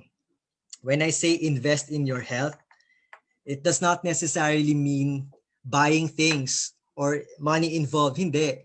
When I say invest in your health, change your lifestyle. Okay? So when I say change your lifestyle, you drink the right type of food, you take the right type of medications, you take the right type of supplements, quit smoking, okay? And another thing for investing in your health is to educate, no? I think kahit naman papaano meron tayong mga napulot na lesson today. So let's make that something as a ripple effect, no? May idea ba kayo, excuse me, kung ano yung ripple effect? Di ba pag sa river, tahimik yung river, tas nagbato ka ng bato, di ba may ripple siya na kumakalat? So dapat ganun yung gawin natin. Kumalat yung information about the benefits, for example, of the products of this organization, or of this company. No, let's spread the good news, because if we don't spread the good news, tayo lang makakaalam. No, so tayo lang makakaalam. And as much as possible, we don't want that to happen. We want everybody to be healthy. So with that, I thank you for your time, and make sure that you are always healthy by following or keeping in mind the things that we have presented today. So thank you very much for your time, Bob.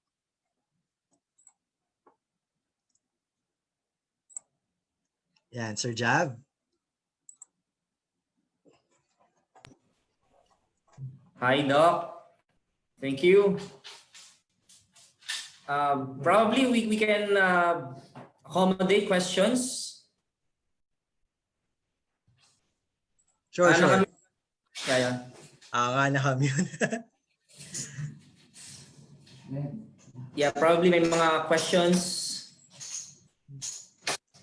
Actually, puro thank you ang nakikita ko dito. Actually, ako ang dapat magpasalamat kasi as I said a while ago, iba pa rin pala pag nagsasalita ka sa mga tao na hindi mo kakilala, no? And they appreciate the things that you said. Kasi medyo sanay ako na nagsasalita sa mga in front of the nurses, doctors, midwives, etc. Yung mga medical people talaga. So parang this is something new that excited ako na sana naka-impart ako ng magandang message to everyone. And not only in the Philippines, pati pala sa Japan meron din pala na nabanggit kanina. So if you have questions, I'd be more than willing to answer to the best of my ability. And may question dito actually, Sir Jab, may nababasa ko. Question sa dito. Yeah, Doc. Yung question Marco Avila. Sige. Kasi tatanong siya, Doc, yung sa food supplement daw na kasi yung anak niya, medyo gusto niya patabain. Mm. Actually, may mga, I was browsing through the products kasi and merong mga food supplements na pwedeng ibigay sa kanya. Syempre, yung unang-una, ilang taon muna yung anak na yon, di ba? Ilang taon muna siya. Kasi may mga pagkakataon kasi na, for example, nandito siya sa range ng age na to, yung talagang pagtaba niya will be dictated by hormones. But of course, there is nothing wrong with giving food supplements. We can always give that. I think meron tayong mga PPAR, mga ganyan, and they contain mga active ingredients that are proven by studies na to help in the augmentation of weight. And Sir Jeff, may nakita ko dito, I think parang medyo related to sa ko. Ask ko lang po, okay lang po ba yung food supplement sa bagong cesarean section? I think all the more that you should be taking those food supplements kasi it would help you be more immune to a lot of diseases. Remember ngayon sa atin na pagkapanganak ni baby, parang unang yakap ang tawag sa programa na yun. So, dapat palaging nakayakap kay mommy. And kung medyo weak ang immune system ni mommy, of course, naturally, that would translate to the baby also kasi magkakasakit si mommy, it could be passed on to the baby. So yes, food supplements are okay sa mga bagong CS. Ang one thing lang naman talaga na contraindication sa mga food supplements or sa mga gamot is if you have hypersensitivity or allergic reactions to some of the components ng mga gamot na yon. But since all ingredients are natural, they are safe to be given. Thank you, Doc. Doc, we have another question from Jaime. Ano daw pong magandang food supplements sa high blood? Sa high blood, actually, yung mga food supplements that contain, for example, yung mga tongkat ali, mga ginkgo biloba, mga ganyan. Those are proven din aside from the fact that they already have anti-inflammatory effects, they can also be taken para bumaba yung natin, yung hindi lang yung yung mga cholesterol level, hindi lang din yung high blood, pati diabetes din.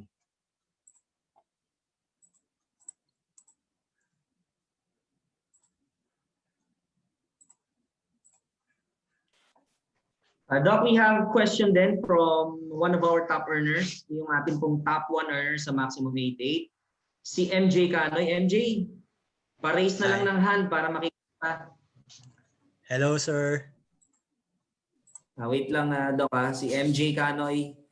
May question kanina. Actually, ang question niya, Doc, ay magkano daw ba yung general check-up at kailan daw ba nagpapa-general check-up? Is it quarterly or yearly? Okay. Well, it depends. If sir is asking about yung parang professional fee sa check-up, it depends kasi. Siguro pwedeng 500 to 2,000 yung professional fee lang ng pag-check-up. Pero yung sa tanong niya about how often na dapat magkaroon ng general check-up, it also depends kasi. So for example, if you are just like my age, parang 40 years old, tapos you really don't have other illnesses, then once a year general checkup would be okay. So pag sinabi nating general checkup, dapat meron din mga blood chemistry yun. Kasi sometimes mataas sa laboratory pero hindi nag-exhibit sa tao. Kumbaga parang walang nararamdaman or asymptomatic. Pero yun pala, elevated na yung levels ng sugar, ng cholesterol, etc. But for example, for those who have hypertension or diabetes, it is best na regular siya. So it could be every quarter or every 3 months. And then if na-control natin yung hypertension niya or yung diabetes niya, it could go down to just parang by semester, every semester or every 6 months. It really depends. There's no hard and fast rule na dapat every 3 months pa-check up, ganun. Magdedepende kasi yan sa pasyente. So let us all remember that every patient is a different case. So as a doctor or kunyari as a medical practitioner or a health worker, we should always parang personalize or customize our management according to the needs of the patient. or according to the needs of the individual.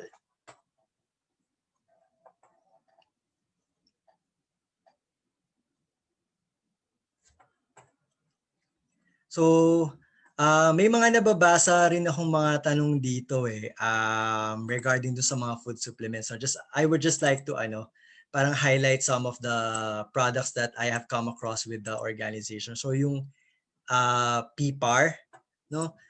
I was browsing through the active ingredients and napapag-aralan kasi namin yun sa medical schools dati. So they have active ingredients that could lower the lipid levels, pati yung glucose levels natin. And then it could also help us dun sa aging process. No? So, di ba pag tayo sobrang stressed out, parang ang aga nating tumanda. No? So, yung PPAR, yung peroxisome proliferator activator receptors, they actually help in the aging process. So parang tatanda tayo na hindi tatanda. So parang something like that. So tatanda tayo by age, but we don't look like that age. No? Well, it also helps in the immunity, syempre. It also has antioxidant properties. So yeah, it's good. No?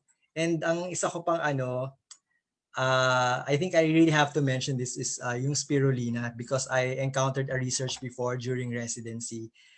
Spirulina has a lot of health benefits. So one of them would be in the treatment of anemia. Okay.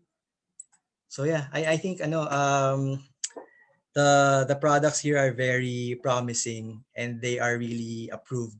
And hindi siya yung tipong basta pinaghalo-halo lang. They are thought of, they are subjected to tests to see if they really work, and they do.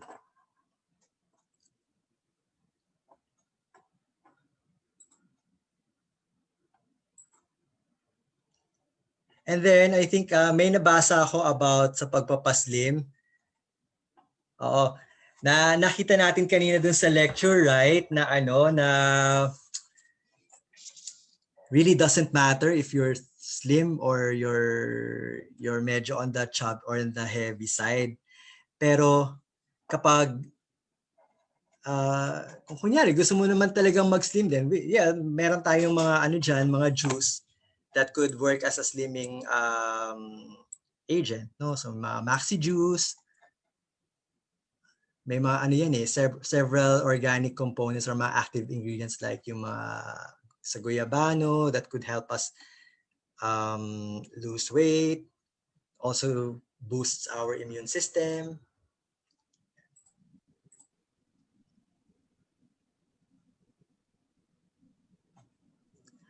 Sir Jav, may question dito. Okay lang ba na basahin ko? Yes, go ahead, Doc. May question kasi regarding yung PPAR, if it's okay for a patient who has breast cancer. Okay. Ang take ko dyan is yes. Okay? It's okay to be given to patients who have breast cancer kasi ang breast cancer kasi pinapababayan niya yung immune system ng isang tao, right? And kapag bumaba yung immune system ng tao na yon, mas prone siya to developing diseases or illnesses. But if you take the right medication, so yung mga gamot na nireseta ng doktor plus other food supplements like PPAR, no, they can really help boost the immune system of that patient. Kasi may mga I think may mga active ingredients siya na kinuha sa mga algae, mga chlorella, ganyan. I think they also have blood cleansing property. So it detoxifies some of the organs. Also helps in the faster healing of wounds. No? So yes, they can be taken po.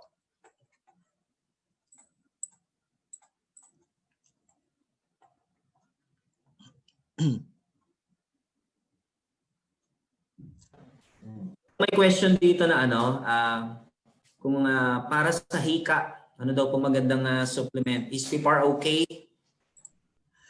Yes, actually, ganito lang yan. Pag kunyari sa asthma, we have to know what causes asthma. Okay? Asthma is caused by mga allergens, no? So mga dust, etc. or if you have allergy. So if you take, or if you get exposed to those allergens, then magde-develop ka ng signs and symptoms. But if you take the right food, or if you take the right type of supplements that could boost your immune system, then chances are it could lower the frequency of asthma attacks. So yung PPAR na binanggit dun sa tanong, yes, they can be taken.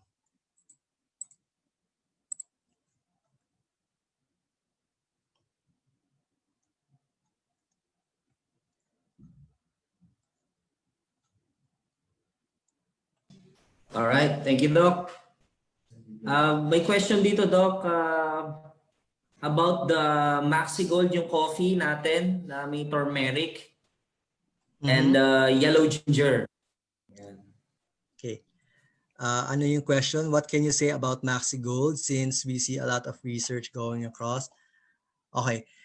Yung turmeric, ano siya, it's a promising ingredient. So there are a lot of studies that actually prove that it has positive effects. So if you would like to try the Maxigold, if you would like to replace your beverages with Maxigold, then fine, it's okay. Especially backed by researches naman yan yung turmeric. I think parang ang general statement here would be that since the active ingredients in these products are organic and are proven to be safe and are proven to be effective, yes, you may take them.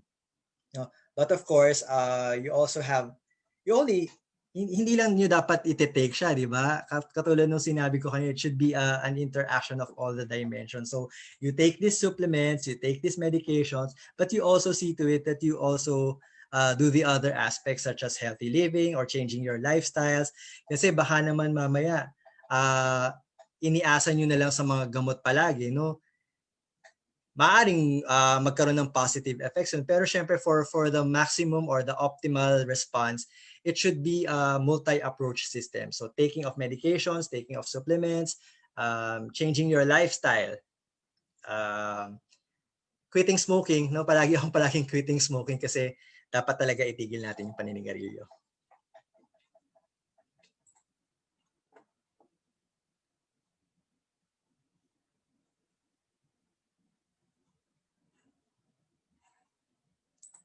Okay, so may question pa po tayo. Doc, meron dito, she's watching from Oman. Wants to know more about PPAR kasi yung anak daw po niya ay merong psoriasis. Okay. Well, psoriasis is a skin disorder, no? So, actually, strictly speaking, hindi siya gumagaling yung psoriasis. But we can prevent yung mga outbreaks or yung mga parang, I forgot the term So parang, ano nga itong term na to sa psoriasis? Yung mga flaring, yung flaring. Para siyang asthma, no? Okay. So pag sinabi mong asthma, may asthma ka pero hindi ka ina-atake. So parang ganun din sa psoriasis. Sa psoriasis, pag hindi ka nagkakaroon ng flares, wala kang makikita sa mga balat. Okay? You want to know the role of PPAR in psoriasis? Meron kasi yung ilan sa mga active ingredients niya would be yung mga sa spirulina, it could be it has an antioxidant property. And then I think meron ding mga ingredients dun about red algae. So it eliminates free radicals. It also promotes the antioxidants, no? Meron ding mga other active ingredients such as mga nakukuha natin sa brown algae. Okay? May mga probiotics din. Probiotics, ito ano siya. Let me just relate, no? Alam ko ang tanong is all about psoriasis, pero since PPAR has probiotics, this could also help in the prevention of diarrhea. Or kung kunyari nagkakaroon kayo ng diarrhea, it could help lessen the number of days that you have diarrhea. So yun yung mga ibang active ingredients yun. They're all natural. And some studies have shown that they do have an effect. And I think parang basing from literature, yung PPAR, itong PPAR or yung peroxisome proliferator activator receptors, parang may 3 forms siya And those 3 forms actually act on various they target several organs. So for example, yung alpha form, they act on the liver, heart, muscles, adipose tissues, etc. Yung beta form naman works on the brain, skin, adipose tissue. So going back to the question kanina sa psoriasis, yes, you may take PPAR because it has a lot of ingredients that could actually prevent psoriasis from flaring up. And then I've also read before na merong another form ng PPAR, yung gamma, no? And it targets yung mga colon naman natin, kidneys, pancreas, etc. Thank you, Doc. We have question, Doc, from Richard Season. Tanong niya, Doc, yung sa benefits nung Sakura and glutathione kasi yung bagong product natin may glutathione with Sakura. So some of the people are not familiar with Sakura. Okay. Actually, over the last few years, no, parang naging ano talaga yung very popular yung glutathione, yung college, yung mga glutathione, yung mga pampapute, ganyan. And I think yung Sakura is a very promising ingredient kasi not only does it help whiten the skin, it also nourishes, and also it also has some parang antioxidant properties that could assist for you to have glowing skin. And as far as I know, yung mga side effects naman niya ay very almost none eh. I haven't read of any adverse reactions.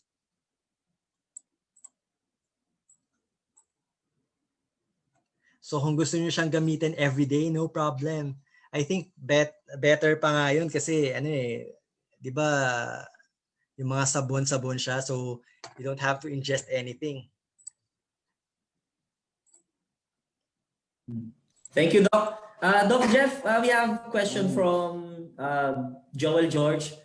Doc, also po, what about Maxi, yung with sodium ascorbate and acerola and kamo-kamo po? Can we take it on a regular basis, like thrice a day, again for the COVID protection as compared to other vitamin C brands available in the market? Well, generally speaking, you may take Maxi, no? Ang napaka-specific ng question niya, no? Can we take it 3 times a day? Yes, you can take it 3 times a day kasi anything in excess naman will be excreted by the body. So it's very safe to consume. It's very safe to take. So siguro parang i-orient ko lang din sila kung ano yung mga pwedeng positive effects ng Maxi, di ba? So Maxi kasi parang it's a combination of vitamin C, sodium ascorbate, mga other ingredients such as yung mga kamu-kamu. Okay, so they have these special ingredients or active ingredients that promote against viral infection and bacterial infection. They also have anti-inflammatory effects that could help lessen the chance of us getting diseases. But I'd like to make a disclaimer, no? Hindi porke sinabing protects against viral and bacterial infection, protektado ka na agad sa COVID. Yes, you can be protected if you take Maxi. Okay? You can be protected from COVID, but only if you observe the basic minimum health standards. And that is 1, wear mask. 2, wear face shields if necessary. 3, always wash your hands. And 4, physical distancing of 1 to 2 meters. Okay? So, kumbaga kasi ayokong ma-instill na okay, inom lang ako ng gamot tapos hindi naman pa siya nagmamask or the other health minimum protocol. So I always go back to what I said a while ago. When you talk about health, it's a combination of everything. It's a combination of taking medications, taking supplements, and the other non-medical or non-pharmaceutical part of it. And one example would be wearing of mask or hand washing, quitting smoking, changing of lifestyle.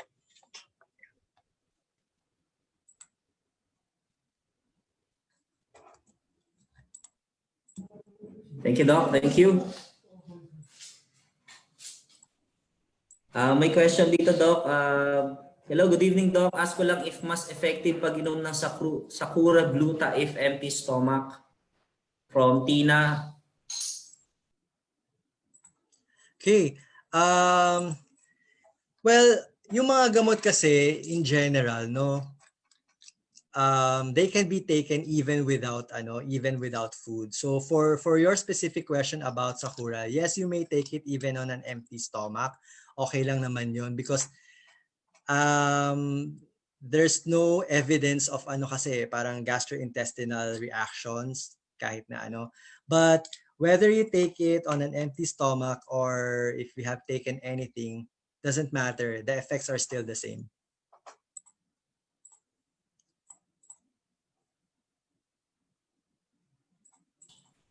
Thank you, Doc.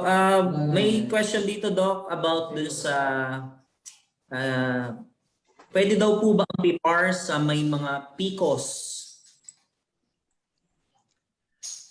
Okay, well, if you have been following the replies a while ago, yung PPAR kasi has a lot of di ba? Parang it boosts the immune system, it has a lot of anti-inflammatory effect. Pwede siya sa PCOS.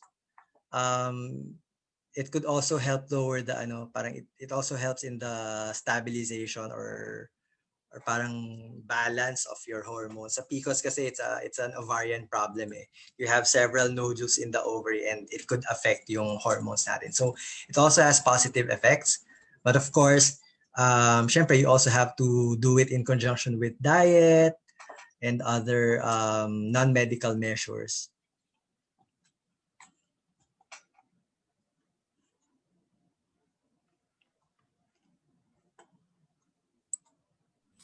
Thank you, Doc. Another question, Doc, from Joel George. Doc, also can we take Maxi White, yung pong ating Sakura with glutathione, thrice a day? I mean, any sort of overdosing with that combination? Okay, so thrice a day, that's fine. Remember yung answer ko kanina dun sa mga vitamin C, di ba? So anything that is anything that is kunyari sobra-sobra, it will be excreted by the body. But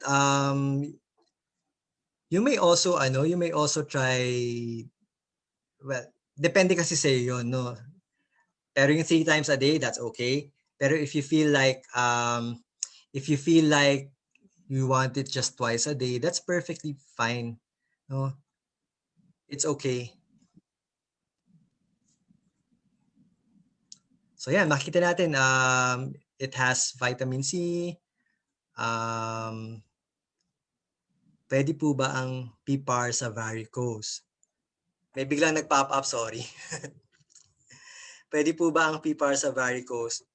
Yes, you may take them for varicose veins, no? Pero syempre, I keep on saying, even if you take PPAR, you should also do the other non-medical aspects of it. Okay? Pwede yan kasi ang mga active ingredients niyan marami eh. Some of them came from brown algae, no? Some of them from green algae.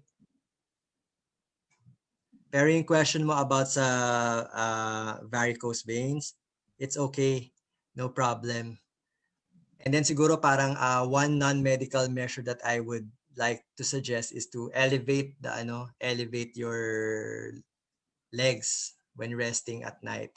Or kung masyado kang tatayo ng matagal, you can wear compression stockings to prevent na yung mga varicose veins.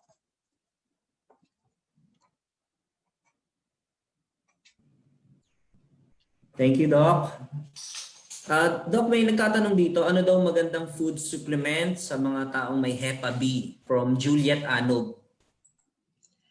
HEPA B. Yung HEPA B ba niya ay sino ang may HEPA B? Yung bata ba or yung matanda? Oh, well, anyway, kung matanda naman or bata, it's okay. We have food supplements here na pwedeng ibigay sa kanila. Remember yung kanina yung sinabi ko sa PPAR also kasi siya it has anti-inflammatory effects. Ano ba ang nangyayari sa hepatitis B? Hepatitis B, your liver is inflamed. So to reduce the inflammation, to help the liver get back to its normal state, you can also take that. Thank you, Doc. Doc, we have question from Sharon Langkay. Pwede po ba ang Sakura glutathione, yung Maxi White natin, Doc, on lactating mom? Okay. Generally, pwede yun. Okay? But, kasi from the medical aspect, from the medical point of view, pwede yun. But if you, kunyari, if you are a non-medical person, you are having doubt, no, na nagpapa-breastfeed ka tapos gusto mo, if you're having doubt, here's one tip that I can give to you. Okay? Magpa-breastfeed ka muna, and then after your baby is already full, then take the drug. But just to assure you, wala namang effect yun sa breast milk. Hindi siya nagko-cross dun sa hindi siya napupunta sa milk. So it cannot be transported to the baby. Pero yun nga, kung meron kang mga kasi, mga parang agam-agam na ganun, pwede mo naman siyang i-take after the breastfeeding. But again, I would like to make it clear na wala siyang epekto sa pagpapa-breastfeed mo. Pero kung kunyari nga may agam-agam ka or uncertainty, you may take it after breastfeeding your baby. Thank you, Doc. Follow-up question, Doc, also how long should I take it for visible effects since Sakura is greatly proven to be effective? Any recommendations or should it be continued? How many months? Actually, since it doesn't have any adverse effect, you may continue it for sustained effect. No, parang lang yan Parang ano ba tong example na naiisip ko? Parang lang siya, pag tinigil, kunyari gamot sa high blood, pag tinigil mo siya, parang maintenance drugs or something like that. Parang pag tinigil mo siya, chances are baka bumalik yung high blood or tumaas ulit yung blood pressure mo. So since if you are taking it seriously or religiously and then wala naman talagang proven side effects tong gamot na to, you may continue using that or you may continue taking that. Thank you, Doc. Another question, Doc, from Joanne Pelano. Tanong lang daw niya ay, pwede po ba sa benign liver tumor ang Sakura glutathione or any glutathione?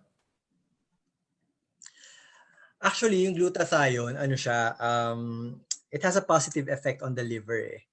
So, to answer your question, it may be taken. But of course, since we are talking about meron tumor sa liver, it's best that you seek a medical consultation first. Alamin muna natin kung anong klaseng tumor yon. But as far as the question is concerned, you may take it.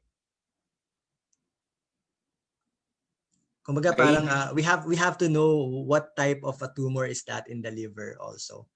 Kumbaga kasi parang if we have a general information, may tumor ako sa liver. Okay?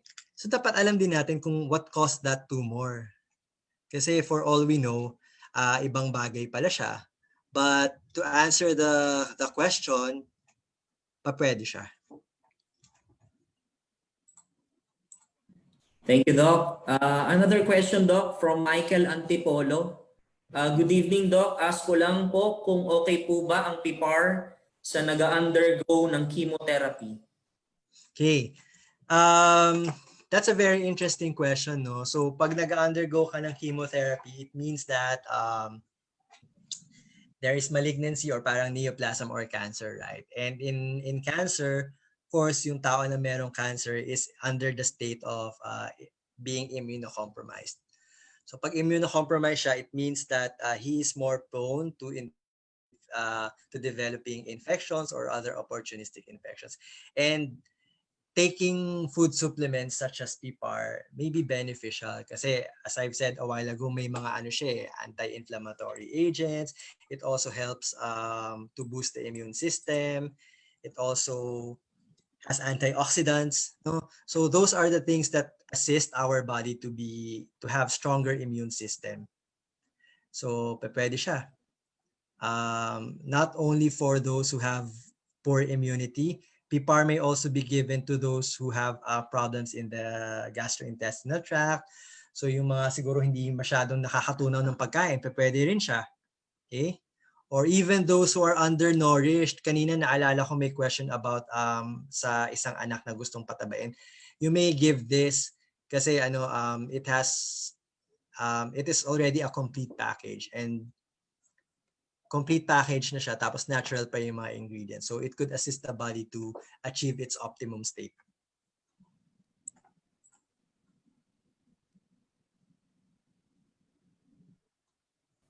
Thank you, Doc. Thank you. Okay, Doc. I'm checking some questions sa live din kasi. So, and also dun sa ating nasa mga Zoom. Okay. May question dito, Doc, about yung sa Maxi, yung ating vitamin C. Is it okay na i-take daw po ito ng mga taong may sakit sa puso? Definitely, kasi siya it prevents risk of diabetes. It repairs and develops yung mga cells and tissues, organs natin. So kahit may sakit siya sa puso, okay lang siya kasi it also promotes healthier blood pressure. It could normalize. It could also prevent yung mga nasabi ko na kanina yung viral and bacterial infection. So it also boosts the immune system. So if you have a heart problem, then all the more that I suggest na you may continue taking Maxi. Kasi rin siya, remember yung heart natin, siya yung muscle yan yung heart muscle. Tapos yung Maxi, isang ingredient doon is kamu-kamu, and yung kamu-kamu na yun it helps in the growth and the protection of the muscles. And since heart being a muscle as it is, then it could also Maxi can protect the heart. So dapat hindi natin masyadong inaalaw na ma-pressure yung heart natin na mag-pump ng blood. So it has to be protected as well. So continuing Maxi, that's okay.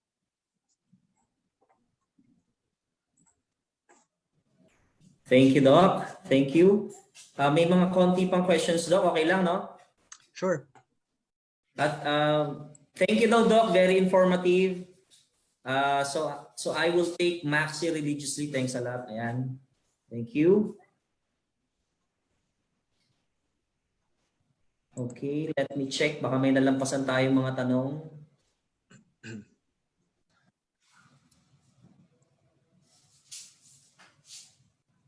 Napaka-engaging ng mga participants natin, ha? Yes, Doc. Hindi lang sila naka-allowed, Doc, ngayon na magsalita kasi baka magkasabay-sabay. So, oo nga. Pero nakikita naman sa chat. Yeah. Doc, from JC Lapitan, Doc, pwede po ba ang PPAR sa may gallstones? Gallstones? Of course, pwede. Kasi siya, muna ba yung gallstones? Excuse me, yung gallstones kasi parang there's formation of stones in the gallbladder, no? So, isa sa mga active ingredients ng PPAR would be yung chlorophyll. It's a cleansing agent. So, it detoxifies the liver as well as the gallbladder. It also detoxifies the intestine. So, pwede rin siya. Thank you, Doc. There you go. Doc, we have question. What about the tamaraw? Remember, Doc, we have tamaraw, yung ating tamaraw plus, yung meron pang katali and ginseng. What about the tamaraw? Can I eat it for BPH? Do you recommend? I do not get yung BPH, Doc. Baka okay. mo. Yung BPH is benign prostatic hyperplasia. So pag sinabi nating benign BPH or benign prostatic hyperplasia, yung prostata ng lalaki, wala sa babae nun sa lalaki lang mayroong prostate gland. So ibig sabihin yung prostate gland nila lumalaki, and sometimes it's because of age, no? So ang mga common symptoms na pwedeng mangyari or maramdaman ng isang lalaki is pwedeng yung ihi niya, papatak-patak, no? So things like that. So regarding the question of taking in yung tamaraw for BPH, you may take that. yung mga active ingredients niya like tongkat ali, yung ginseng and yung ginkgo biloba, they actually help they actually help in decreasing the size of the prostate, no? Pero syempre, that's also in conjunction with your other medications prescribed by urologist. So yes, pwede siya. There you go. Thank you, Doc. One question here, Doc. I'm sure question din ng karamihan ito. Ano yung recommended dosage nyo po dun sa PIPAR? Kasi yung ating PIPAR ay per tablet ay 200 milligrams. Okay. For me, no, you can go as low as once a day, pero you can also take that as high as 3 times a day. Anyway, the ingredients are all natural. Okay. There's not much really of a documented side effect, no, since natural nga yung mga ingredients niya. So you could go as low as once a day, but you may also you may also take that 3 times a day. Thank you, Doc. Dahil nga kasi natural yung ating PIPAR, no? So safe siya. In fact, meron din may feedback dito from Milka. Sabi niya, marami akong customer na sobrang nagustuhan ng PIPAR and other products ng M88. Yung customer lang before, distributor na ngayon. Grabe ang galing ng products natin, sabi niya. Thank you, Milka from Cebu. Another question, Doc. Can Tamaraw be used by men and women as box? So, nakalagay kasi sa ating box ay men and women dietary supplement. Yes, kasi yung active ingredients naman ito yung mga yung mga tongkat ali, no, mga ginseng. Pwede siya sa babae at saka sa lalaki. So actually medyo parang anyway, parang puro adults naman yata yung audience natin, no? So some of the benefits here would be alam mo na, increasing the libido, mga ganun. So pwede siya sa males and females actually. And not only that, not only about the libido. You may give this to both sexes kasi it also stimulates yung mga stronger, it also stimulates the bones to be stronger. So, di ba, isa sa mga parang pangkaraniwang problema ng mga taong tumatanda is yung nagiging brittle yung bones nila. So, by taking in this supplement, also, you can actually also help their bones to be stronger. Mga imbis na yung mga osteoporosis, ganyan-ganyan, may iwasan din natin kahit papano.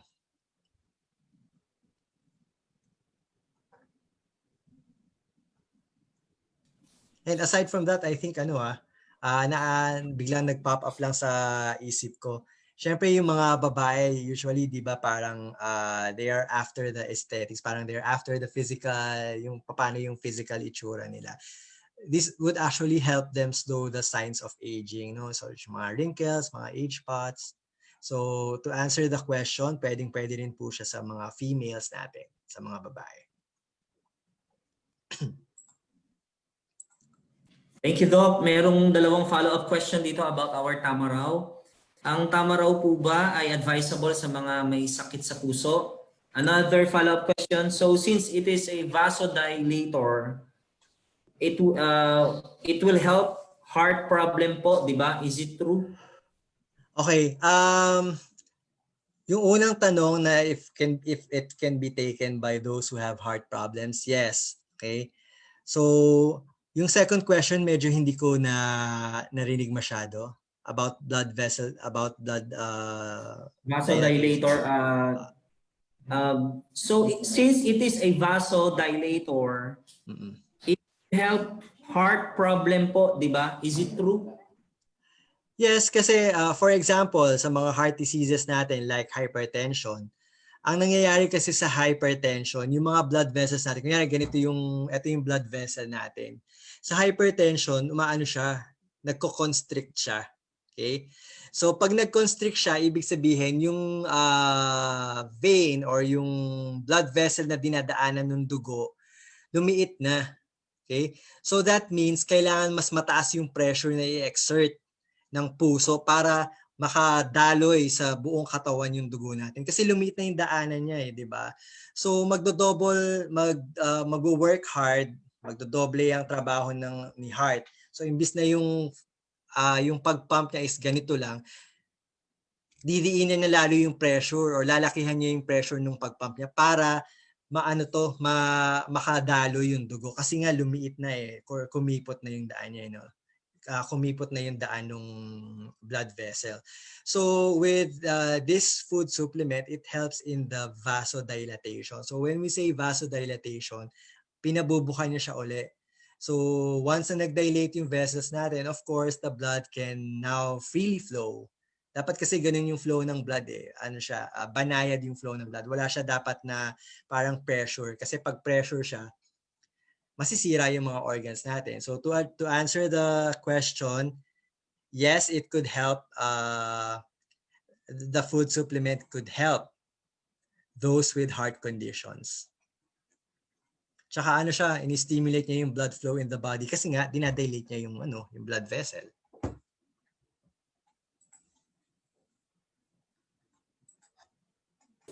Thank you, Doc. Thank you so much. Let me see. Okay, thank you, Doc. It's a great product. Regarding Maxi Juice, we have the Maxi Juice, Doc, with a combination of Bomera and acai berry. Why is it color red? Does it have artificial colors? Okay, wala siyang artificial colors. The reason why it's red is because of the active ingredients. No, yung stevia, it's a plant. It could give Bomera natin, Doc, no? Bomera. Yes, yung actually iba-iba kasi yung mga maraming active ingredients doon, di ba? So if you're asking about kung meron siyang mga food coloring or mga preservatives or what, wala siyang food color. The color is because of the active ingredients, yung buamera or yung Padanus conoideus.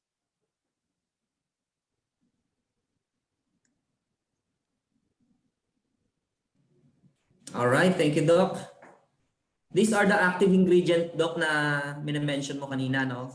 About yes, our Maxi Juice. Yes, oo.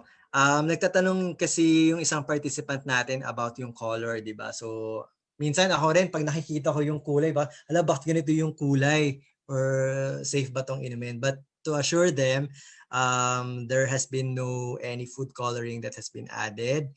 The reason why it's red is because of that plant, no? Ano kasi siya if I'm not mistaken, it's a plant that it's a plant from Indonesia. So kulay yung kulay red. So that gives it its distinct color. And so siguro just to add to that, to my answer, i-highlight ko na lang din siguro yung ibang benefits nung Maxi Juice. No? So meron siyang mga rin, aside from boosting the immune system, it can also enhance the regrowth of liver cells. Naalala ko kasi kanina yung sa tanong sa hepatitis, no, sa hepatitis B. So it could also actually help in the restoration or the para maging fresh ulit yung liver cells natin.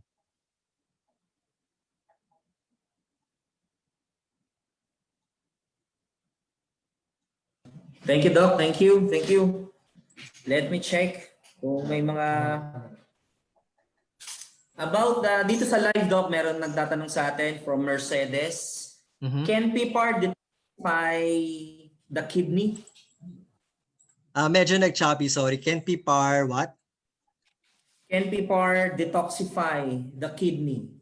Yes, as I've said a while ago, not only the kidneys, no, it could also detoxify the liver. Remember yung mga active ingredients kasi has parang antioxidant properties. So isa dun sa mga active ingredients yung chlorella, di ba? And we know that chlorella is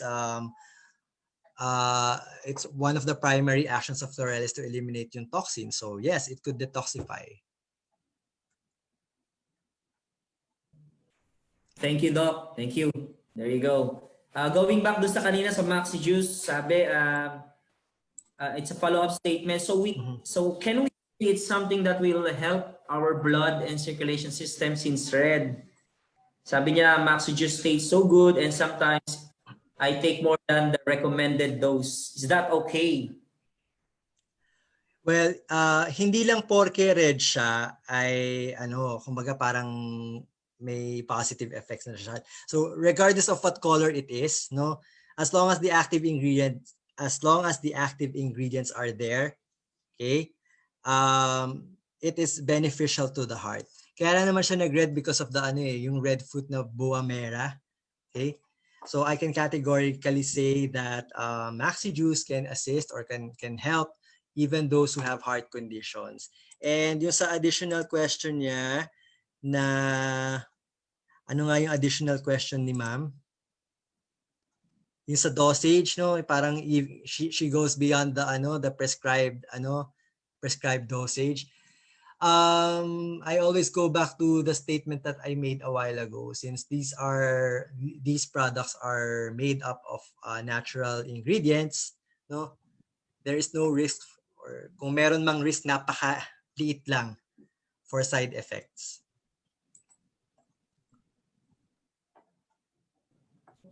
Yes, thank you, Doc. Not to mention, our Maxi Juice ay with stevia. Wala siyang sugar, Doc, no? Yes. It's a natural sweet. Isa pong plant. So basically, Doc, pwede yun sa taong may diabetes, tama ba? Well, definitely, kasi in diabetes, di ba, parang there's deranged glucose utilization and metabolism. So if you take in mga supplements or mga drinks or kung ano man, anything by mouth na walang sugar or mababa yung sugar level, then definitely it would help in the management of diabetes. It could further prevent pa complications kasi at least you are taking in healthy food, healthy drinks, healthy medications, healthy supplements. Thank you, Doc. Doc, one question. Yung PIPAR daw ba ay pwede sa bata? I mean, alternative kesa bumili sa butika ng vitamins na pambata. Can we recommend yung, since it has spirulina, na it can help yung supplement na nutrition? Pwede sa bata, Doc, no? Yes, definitely. If you remember yung sinabi ko kanina, nagkaroon ng mga research about spirulina sa mga newborns, no? So binibigay din talaga yung spirulina sa mga, especially sa mga low birth weights, no? Parang to help in the augmentation of the weight. So yes, pwede siya even sa kids. Thank you, Doc. Thank you. So any more questions, any more concern kay Doc habang kasama pa natin siya? By the way, Doc, Jeff, thank you. Ay, no problem. It's a very informative training. I hope may mga natutunan naman sila. Medyo parang it's not the usual health and wellness lecture, no, kasi parang tayo sa umpisa meron tayong yung realidad ba ng buhay na nangyayari kapag nagkakasakit ka. Yung kasi yung oftentimes na hindi natin din nakikita. So parang ang nangyayari is pag meron tayong sakit, ang nakikita natin yung katawan na may sakit. When in fact, behind the sick man or the sick woman pala, meron pang mga other na nangyayari in terms of for financial, in terms of sa mga finances, etc. So I think it's very important for us to realize that whenever we compromise our health, no, maraming pwedeng mangyari, hindi lang sa katawan natin. It could also affect our families. Hindi man natin sila maapektuhan sa katawan nila, but definitely it still has an impact to them. It could be physically, it could be physically, it could be mentally, no? And it could be financially also. So let us all be advocates of good health. And we start by taking in the right type of food, the right type of supplements, and doing away with the unnecessary things like smoking, alcohol, and of course, we should also engage in exercises. Thank you, Doc. Thank you. Maraming positive feedback dito, Doc. Sabi, Doc, we like your session. Hope we have more like this. Ay, thank you. Tina naman, thank you, Doc. Sabi ni Lava, sana mag-training uli kayo, Doc. That's good. We have one more question here, Doc. I think it's a good question. Yes. Doc, pwede po ba ang PIPAR sa taong nag-undergo ng dialysis? Okay. Ang sagot ko dyan is, of course, yes. Balikan natin yung kaso kanina, di ba? Parang may 10 years na siyang ESRD. Okay. Ano ba nangyayari sa ESRD and stage renal disorders, mga kidney problems in general? Or ano ba yung ginagawa pala ng kidney muna? Ang ginagawa ng kidney natin parang dinedetoxify yung blood natin, di ba? So kapag meron kang problema sa kidney, nahihirapan ang katawan natin na ilabas yung mga yung mga dapat na ilabas. But since the product is all natural, okay? Hindi na yun, kumbaga parang it really doesn't matter. Ang pangit mang sabihin, no, it really doesn't matter. Kahit na meron siyang kidney problem at umiinom siya ng PPAR, it really won't affect anything kasi the ingredients are all natural. And it actually helps in the hindi man niya ma-restore fully yung kanyang kidneys, no? Whatever normal part of the kidney that is left, at least yun na susuportahan pa rin ng mga food supplements na to.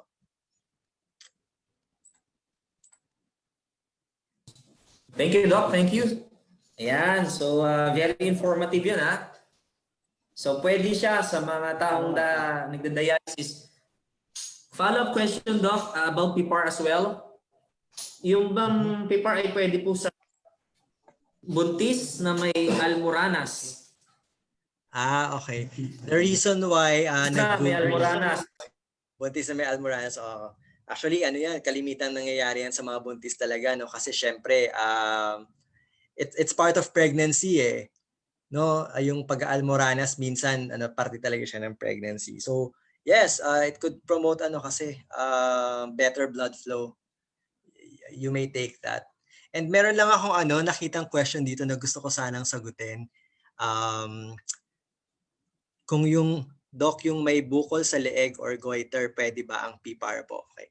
Medyo na ko siya na single out ko yung question because today is September, right? September pa rin ngayon, di ba? And we are celebrating thyroid week, goiter week. So I think it's high time for us na na pag may mga nakakapaka yung bukol sa leeg,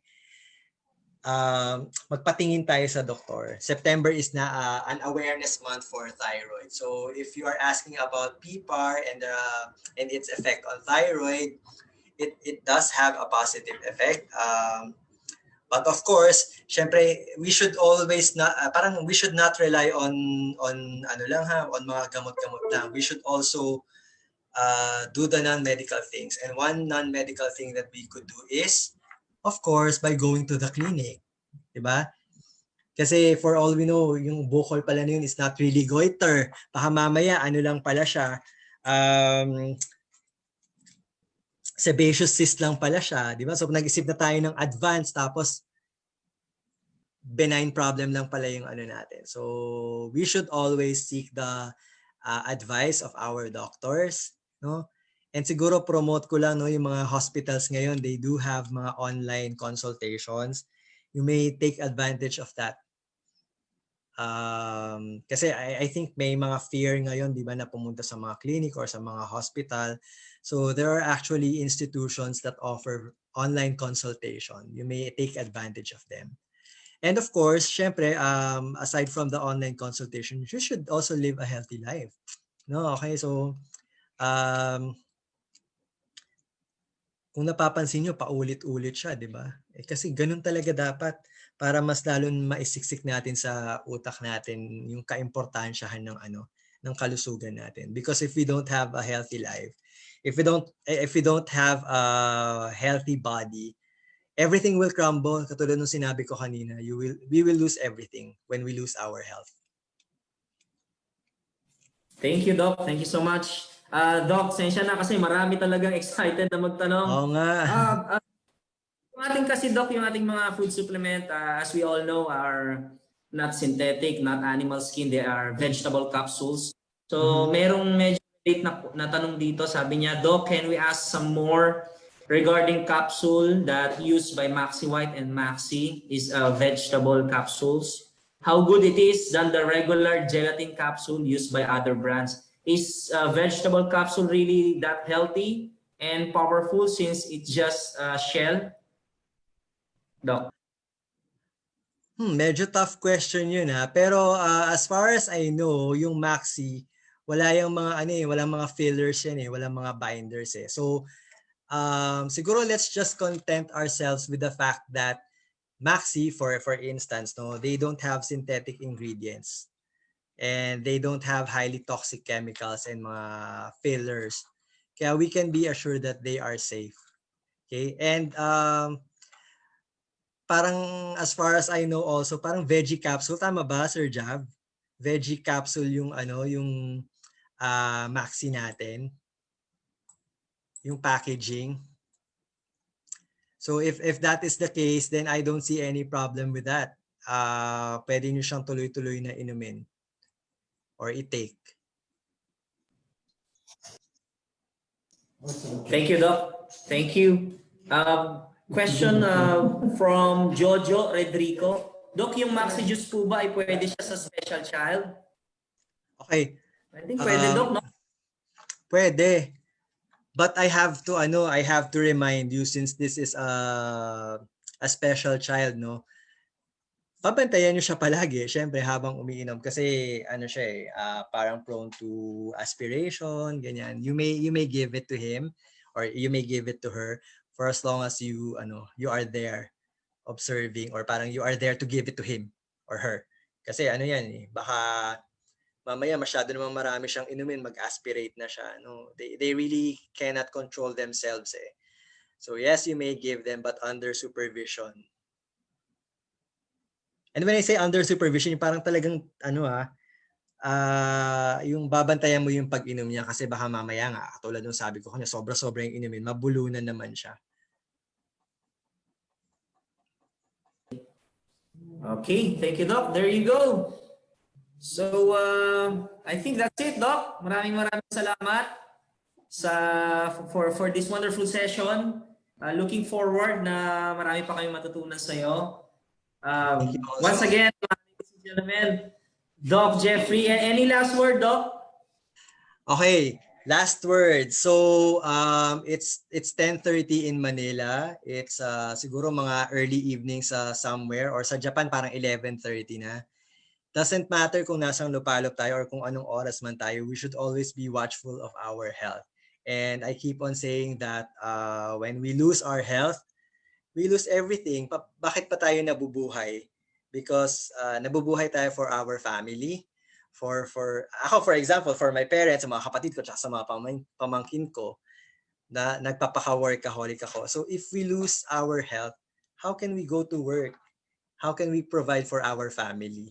How can we provide for our loved ones? So it will just crumble. So it's the right time, or it's now the time for us to really take a closer look and focus on our health. When I say focus on our health, hindi naman pagmamaramot yun na yung health lang natin. Because if we focus on our health, mag-i-imbibe yan sa kanila, sa mga kasama mo sa bahay, sa mga friends mo. It means that you are taking care of yourself because you want to take care of them eventually. And you want to take care of them for a long, long time. And you don't want to lose your health.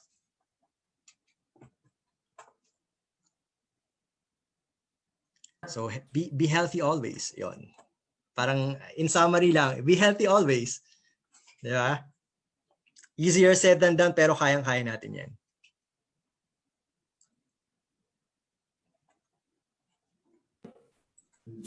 Thank you, Doc. Thank you, Doc. Doc, pahabol ko lang to. Sige. Yes, I'm still here. Question na to. Tensya na. Excited lahat talaga. Last question, what are the M88 products you frequently take po, or what you frequently recommend sa normal na daily lives? Ay, given the pandemic, syempre yan, Maxi, kasi super immune system booster siya. Ngayon nga parang maubo ka lang, di ba, pinagtitinginan ka ng lahat ng tao, especially dito sa Pilipinas. Ewan ko lang sa Exactly. medyo controlled na di ba? Medyo controlled na yung COVID-19 sa ibang bansa. Pero dito, ehem ka lang, parang ang sama na ng tingin sa iyo. So, I would recommend Maxi, no? And also PPAR, kasi they are both they boost your immune system. So, given these times of uncertainty, parang we couldn't take a chance. We couldn't take a chance. We should invest in our health. Yun. All right, there you go. There you have it. Maraming salamat. Once again, Doc Jeff Castillo. Maraming salamat, Thank Doc. you. Thank you. So have a blessed life and have a healthy life, everyone. Thank you. All right.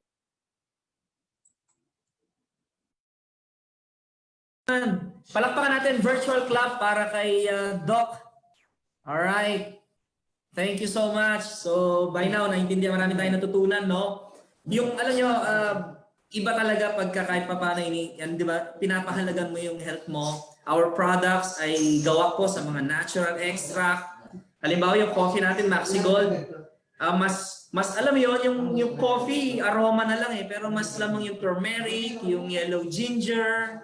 So lahat yun may content, no? And also, not to mention yung ating Sakura Maxi White, the glutathione, na proven na ang glutathione is food for the liver. It can detoxify the liver. Siyempre, side effect niyan, puputi ka, no? It's a powerful antioxidant and anti-inflammatory. So, yun po yung hatid na mga bagong produkto ng M88. Of course, yung ating PPAR Plus, yung ating mas in-enhance at pinag-gym, parang mas machong PPAR Plus natin at the same price, hindi nagbago ang presyo natin dyan. Yung PPAR Plus natin ay mas nadagdagan pa. And yun. So, thank you so much. Pero wag muna kayong aalis kasi after the training, no, itong training na to ay i-announce na natin ano ba yung malupit na powerful feature ng ating Drapi. Okay? Alam niyo naman ang ating Drapi ay nag-iingay ngayon sa industriya. First in the industry. Siyempre, galing yan sa M88, no? Hindi ka na namumblema ng logistics, delivery, you have the virtual inventory already, hindi na masakit sa ulo, hindi ka na pipila sa pagbili ng products, hindi ka na mamumblema sa collection. Siyempre, pagka nagbayad na, no? Yung tinatawag na branch collect, normally, ginagawa natin yan sa LBC. So, with the limited movement ngayon, so, nasa bahay ka lang, with the power of M88 and Drapi feature, ngayon pa na meron pang good news na mas pinaganda pa lalo ang Drapi system natin. Of course, ang magdi-discuss niyan at ang mag-i-explain sa inyo at magre-reveal ng ating amazing features ng Drapi ay wala pong iba kundi ang ating Chief Technology Officer, no less than, of course, Boss Wills. Hi, good evening, Jab. Thank you. Magandang gabi. Good evening, Doc. Boss. Good evening, Doc. Good evening, Mark. Thank you din, Doc, sa Doc Jeff sa magandang health awareness natin ngayong gabi. So I understand marami pang nanonood ngayon from different places. Hope you guys are safe. Excited na po po kami para i-announce yung ating yung special feature na I'm sure na makakatulong sa atin sa business natin. Alright, so ready na ba kayo, guys? Kung ready na kayo, baka pwede kayo mag-thumbs up o palakpakan nyo naman dyan yung emotional, natin, yung emoticon natin, yung reaction natin sa Zoom. Yan. There we go. Okay, alam mo, mga uplines, thank you po. Yung commitment ni Maximum 88 ay tuloy-tuloy para mas mapadali natin lahat ng business. Right? Please understand, we're just new in the industry. 2 years pa lang po ang company, pero nakakagulat, no? Unprecedented po yung mga nangyayari sa ating business for the past 2 years, no? Yung growth natin, we are steadily growing in the international arena, no? Yung bandila po ng Maximum 88 ay kumakalat po sa Hong Kong, sa Singapore, sa Malaysia, sa Korea, sa Japan, sa UAE, sa Middle East, ngayon umaabot na sa Amerika, sa Europe. Alam mo, 2 years pa lang tayo mga apps, no? 2 years pa lang ang kumpanya. But yes, sa inyong effort, sa inyong creativity, sa inyong determination para maiyahon yung pamilya sa kahirapan o maging successful tayo, nandito ang M88 na tuloy-tuloy ang commitment para mapaganda at mapabilis ang business ninyo, no? So, we're very excited to announce Maximum 88's latest innovation through Drapi. Pero bago lahat, no, i-explain ko muna ulit yung buong droppy lang bago natin reveal yung ano natin, yung final na tool natin ngayon. Okay lang ba yun mga apps, no? Just bear with me, give me around 10 minutes lang para explain as tsaka refresher course na rin, no? Just for the sake for the information of many, since nag-launch po yung droppy natin, ay sandali. Okay ba, Job? Nakikita ba? Hindi. Kanina boss, meron, nawala uli. Okay, ulitin ko lang ha. Sorry. Okay. Screen sharing has failed.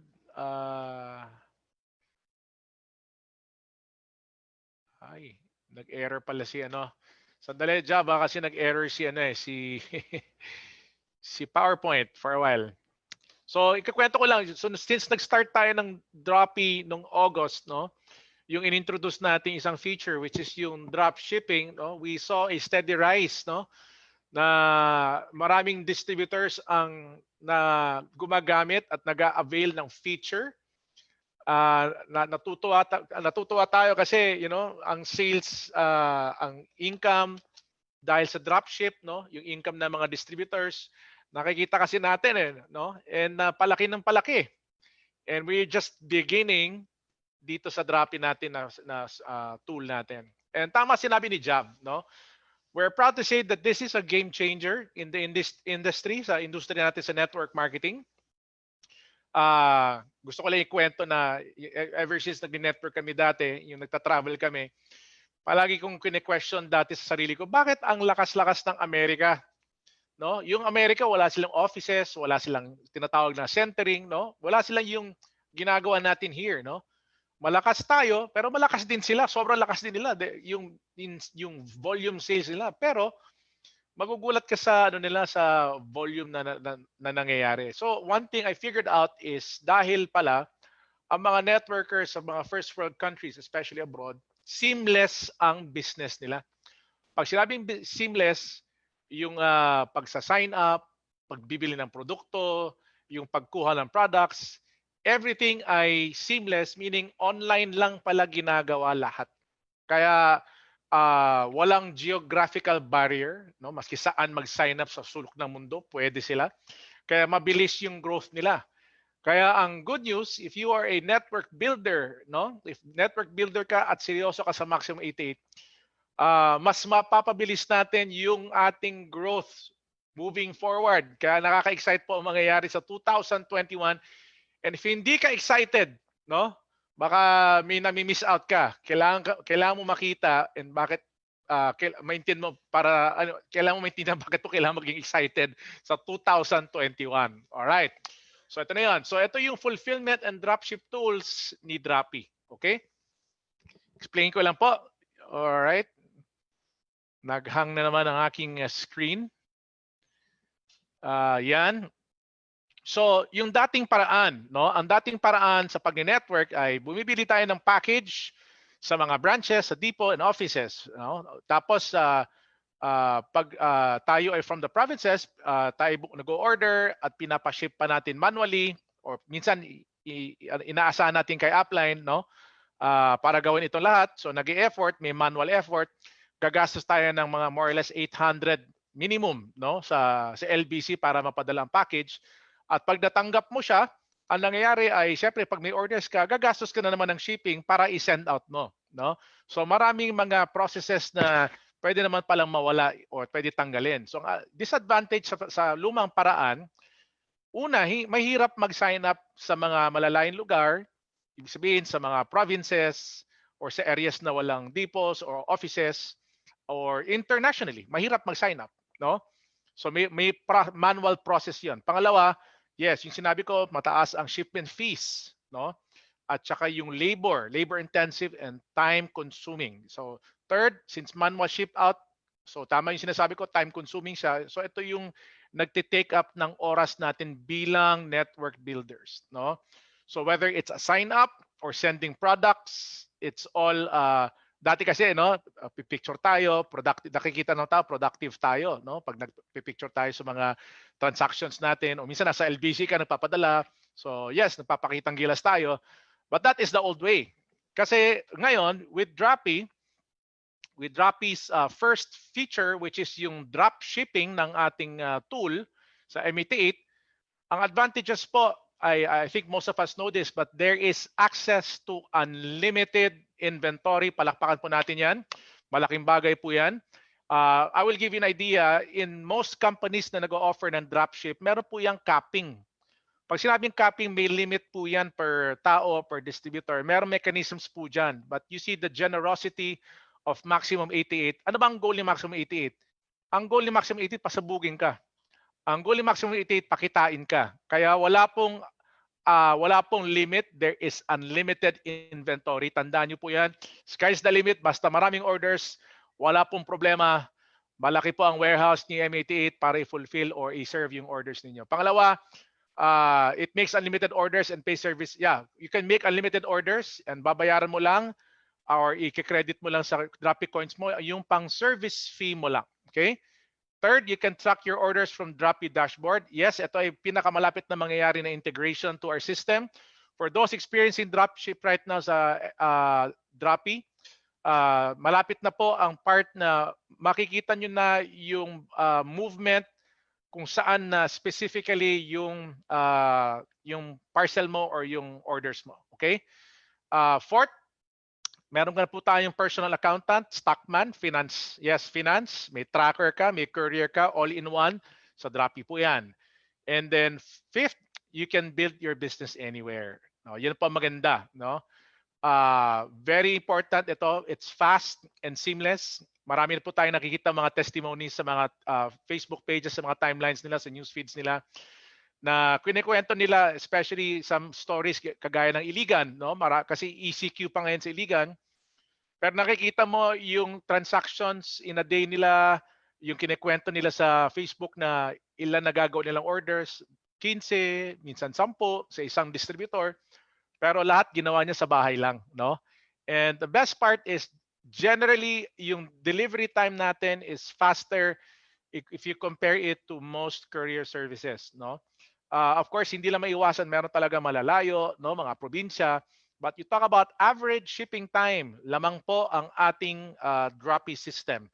And proud to say, this is the first in the industry. Palakpakan naman na natin yun ulit ang ating drop shipping feature natin sa Maximum 88. Eto na, ready na ba kayo sa ating reveal? Ready na po ba kayo malaman ano ang magiging tool natin, kaagapay natin sa paglaki ng negosyo? Okay. Yes! Yes, yes. Thank you, Jab. Ramdam na ramdam. Okay.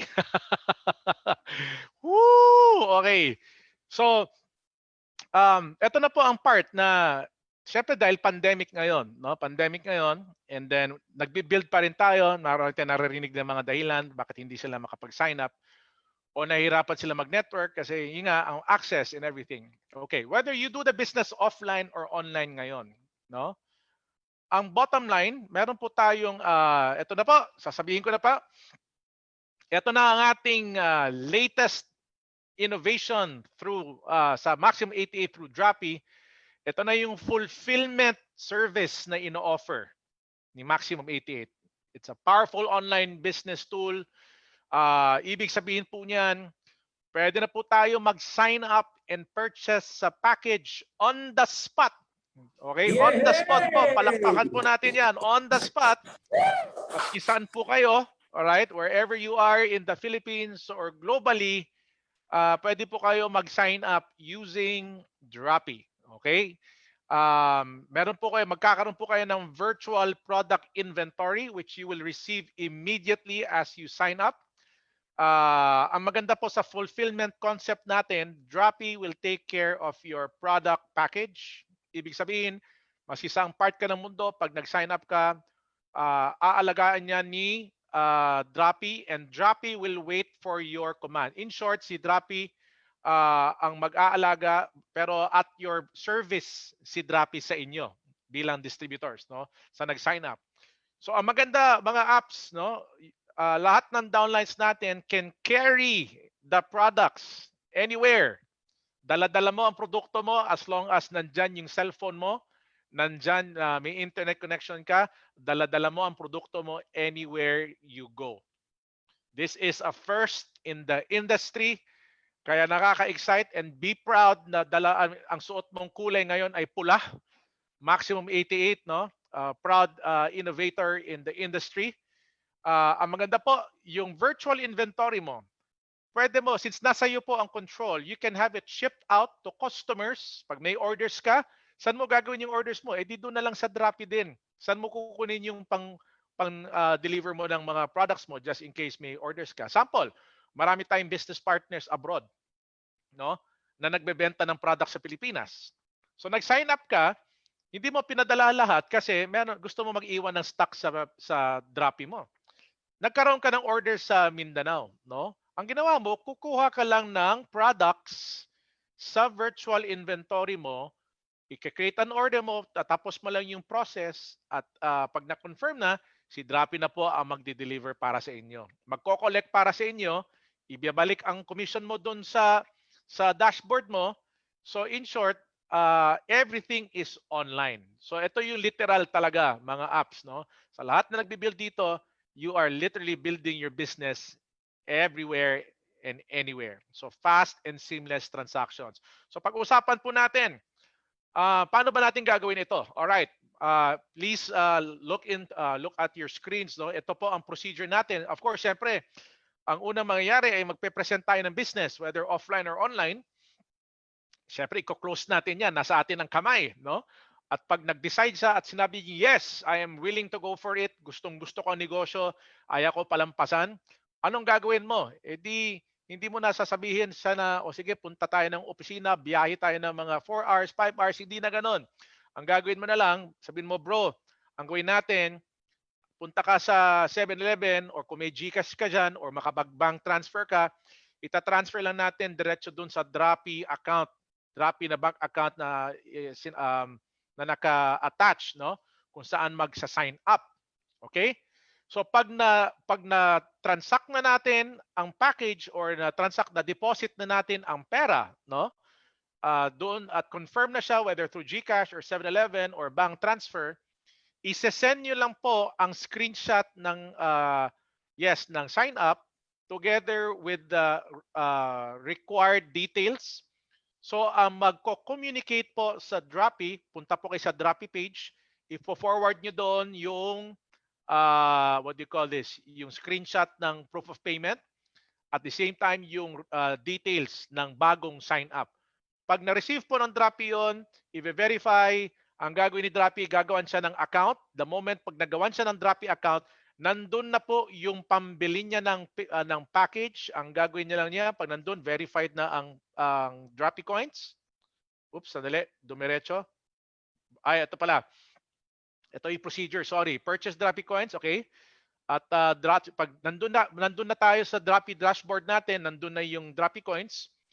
Pipili lang kayo kung saan nyo iso-store, whether it's gonna be in Luzon na Drapi na hub or Visayas Mindanao na hub, no? Bakit may Luzon? Bakit may Vismin? Kasi minsan pag malakas ka na seller, mahilig ka magbenta, marami kang buyer sa Luzon, may buyers ka rin sa Vismin. So you'd like to have packages in Luzon and Vismin para mabilis po ang delivery. Minsan kasi pag galing pa Luzon, papuntang Visayas Mindanao, it really takes a long time. Pero pag meron ka ng stock sa Visayas Mindanao, try to imagine, 3 days lang po, madi-deliver na yung products nyo. Mahaba na yon. At meron po tayong good news, kasi ngayon po sa Drapi, activated na po ang same-day delivery natin. Palakpakan na naman, same-day delivery sa NCR and sa Cebu. Mas mapapabilis po yung inyong transactions at deliveries natin. Alright? So I hope that is clear. Pag napili nyo na yung package nyo, i-confirm nyo na lang. Okay? At pag na-confirm, yan, you get instantly your virtual inventory. So makikita nyo na po sa dashboard nyo, ito po ang itsura niyan. I don't know if makita nyo sa screen. So the moment na-confirm, so ito uplines pwede ito mangyari after the presentation mo, within an hour, pwede na ito mangyari lahat na naka-sign up na siya. Within an hour, maski saan po tayo, no? Maski meron kang international na prospect. Yun nga lang, depende kung gaano kabilis mata-transfer from international to the bank account. Pero example ko po, kagaya ng one of my kaibigan na classmate na nag-sign up last September 11. Amerika po siya galing. So ang ginawa po ay nag-transfer using Zoom. So ang Zoom kasi mabilis, no? So it just takes minsan less than an hour, nandyan na yung pera. So posible na yung sign up is immediate or within the hour. So can you imagine mga apps yung convenience? Can you imagine yung bilis ng mga pangyayari, no? So hindi mo hindi walang kawalan, no? Hindi na hindi mo na mami-miss out yung opportunity sa prospect mo. All right? So meron po kayong option to have the whole or partial products sa package mo na ma-ship sa iyo. Or yes, whether it's whole or yung buo. Pero yun, suggestion, kung nagbebenta ka, magsistay put ka ng mga products mo sa inventory mo. So, in short, mga apps, no, ang Drapi gives you the power, kaya tinan mo yung itsura sa babae sa harapan, yan ang itsura na magiging itsura ninyo lahat. No? Pag na-experience nyo na po ang power ng Drapi, you'll realize na gaano kabilis ang mga transactions when it comes to signing up because of the fulfillment feature. So palakpakan po natin ang ating latest innovation. Ito po ang fulfillment ni Maximum 88 through Drapi. All right. Excited na ba kayo? Magpa-pay in ngayon. Yes. So ako pa mismo, no, nasubukan ko yung power of Drapi, yung nakapag-sign up ako ng mga international na mga business partners. Tuwang-tuwa sila, no? At soon magiging official na rin sa Drapi yung international shipping. Pag meron kayong mga international downline, so meron po kaming inaayos ngayon. Manual natin ginagawa yung international shipping, which is nagawa namin for sa US market natin. All right? So baka may mga questions o may gustong idagdag sila Doc, sila Mark, no? By all means.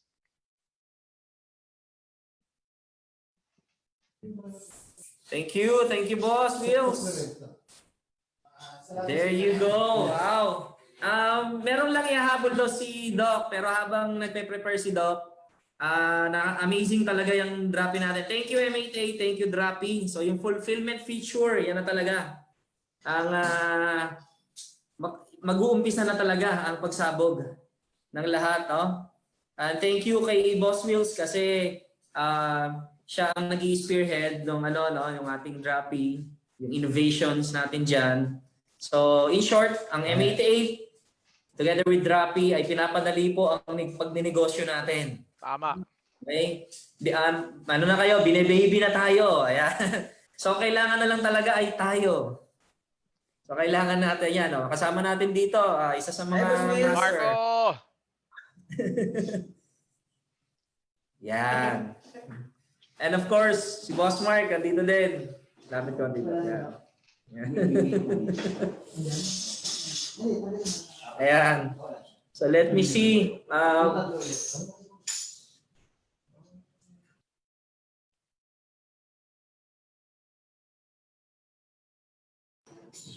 Okay, check ko lang si Doc for some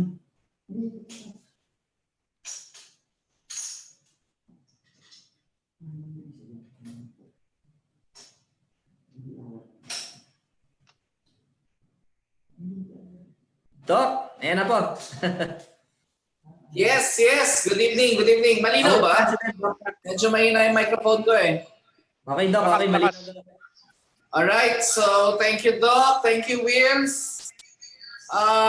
Para ma-boost natin yung ating products dahil ngayon nakita na natin yung importance ng products. And para masubukan niyo po yung Drapi, ay ang good news natin ay we're offering buy one, take one on our food supplement products until Monday. So, ibig sabihin po, yay! Palakpakan! Yay! So, ang ibig sabihin po nun, kahit nasa bahay kayo, pwede kayo magpa-deliver sa bahay ninyo. Ulitin ko lang po, at distributor price, provided ang nag-order at ang shipping address ay iisa. Tama. Right? Kung iisa po yun. So, gusto nyo subukan yung products, pwede kayo mag-Drapi at buy one take one. Or the office is open until 8 p.m. Pwede po kayong dumaan. So yun po. Happy networking, enjoy life, be healthy, stay safe. Maraming salamat po. There you go. Thank you so much, President. Thank you, Doc. And of course, bago tayo mag-iwahiwalay, syempre, selfie muna tayo. Paki-on po lahat ng camera ninyo. Yan, para kayo ay history, mga bagong, kayo mga nauna, tayo mga naunang gumamit ng Drapi. Yan. So, ano to, 7 pages to ha. So first page, ayan, si Annie Bayos, nakikita ko, si Edna. Alright, 1, 2, 3. Alright, save ko lang ha. Pakita ho natin yung ano, yung second page. Sa second page naman, paki-on po ng camera natin. Yan, di ba?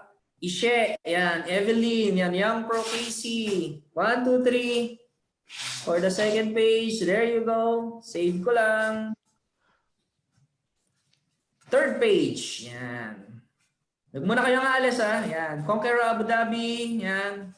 1, 2, 3. Okay, fourth page na po. Pakibuksan po yung camera natin. 1, 2, 3. There you go. Okay, fifth page. Ang 5 po. Yan sila. Good news, Miss Reggie. Hi sa'yo dyan.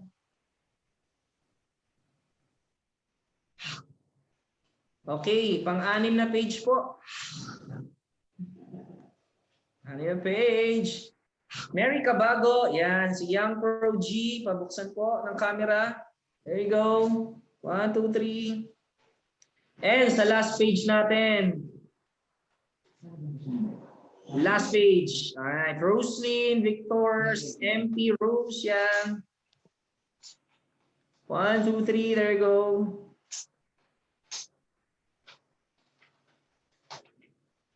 Alright, so once again, maraming salamat po. At thank you sa Maximum 88, sa mga founders and officers for making this training possible. Tsaka yung pong Drapi feature natin na fulfillment. Thank you, Boss Wills. Siyempre, kasama ko si Boss Mark dito. Thank you, Boss. Thank you, Apps.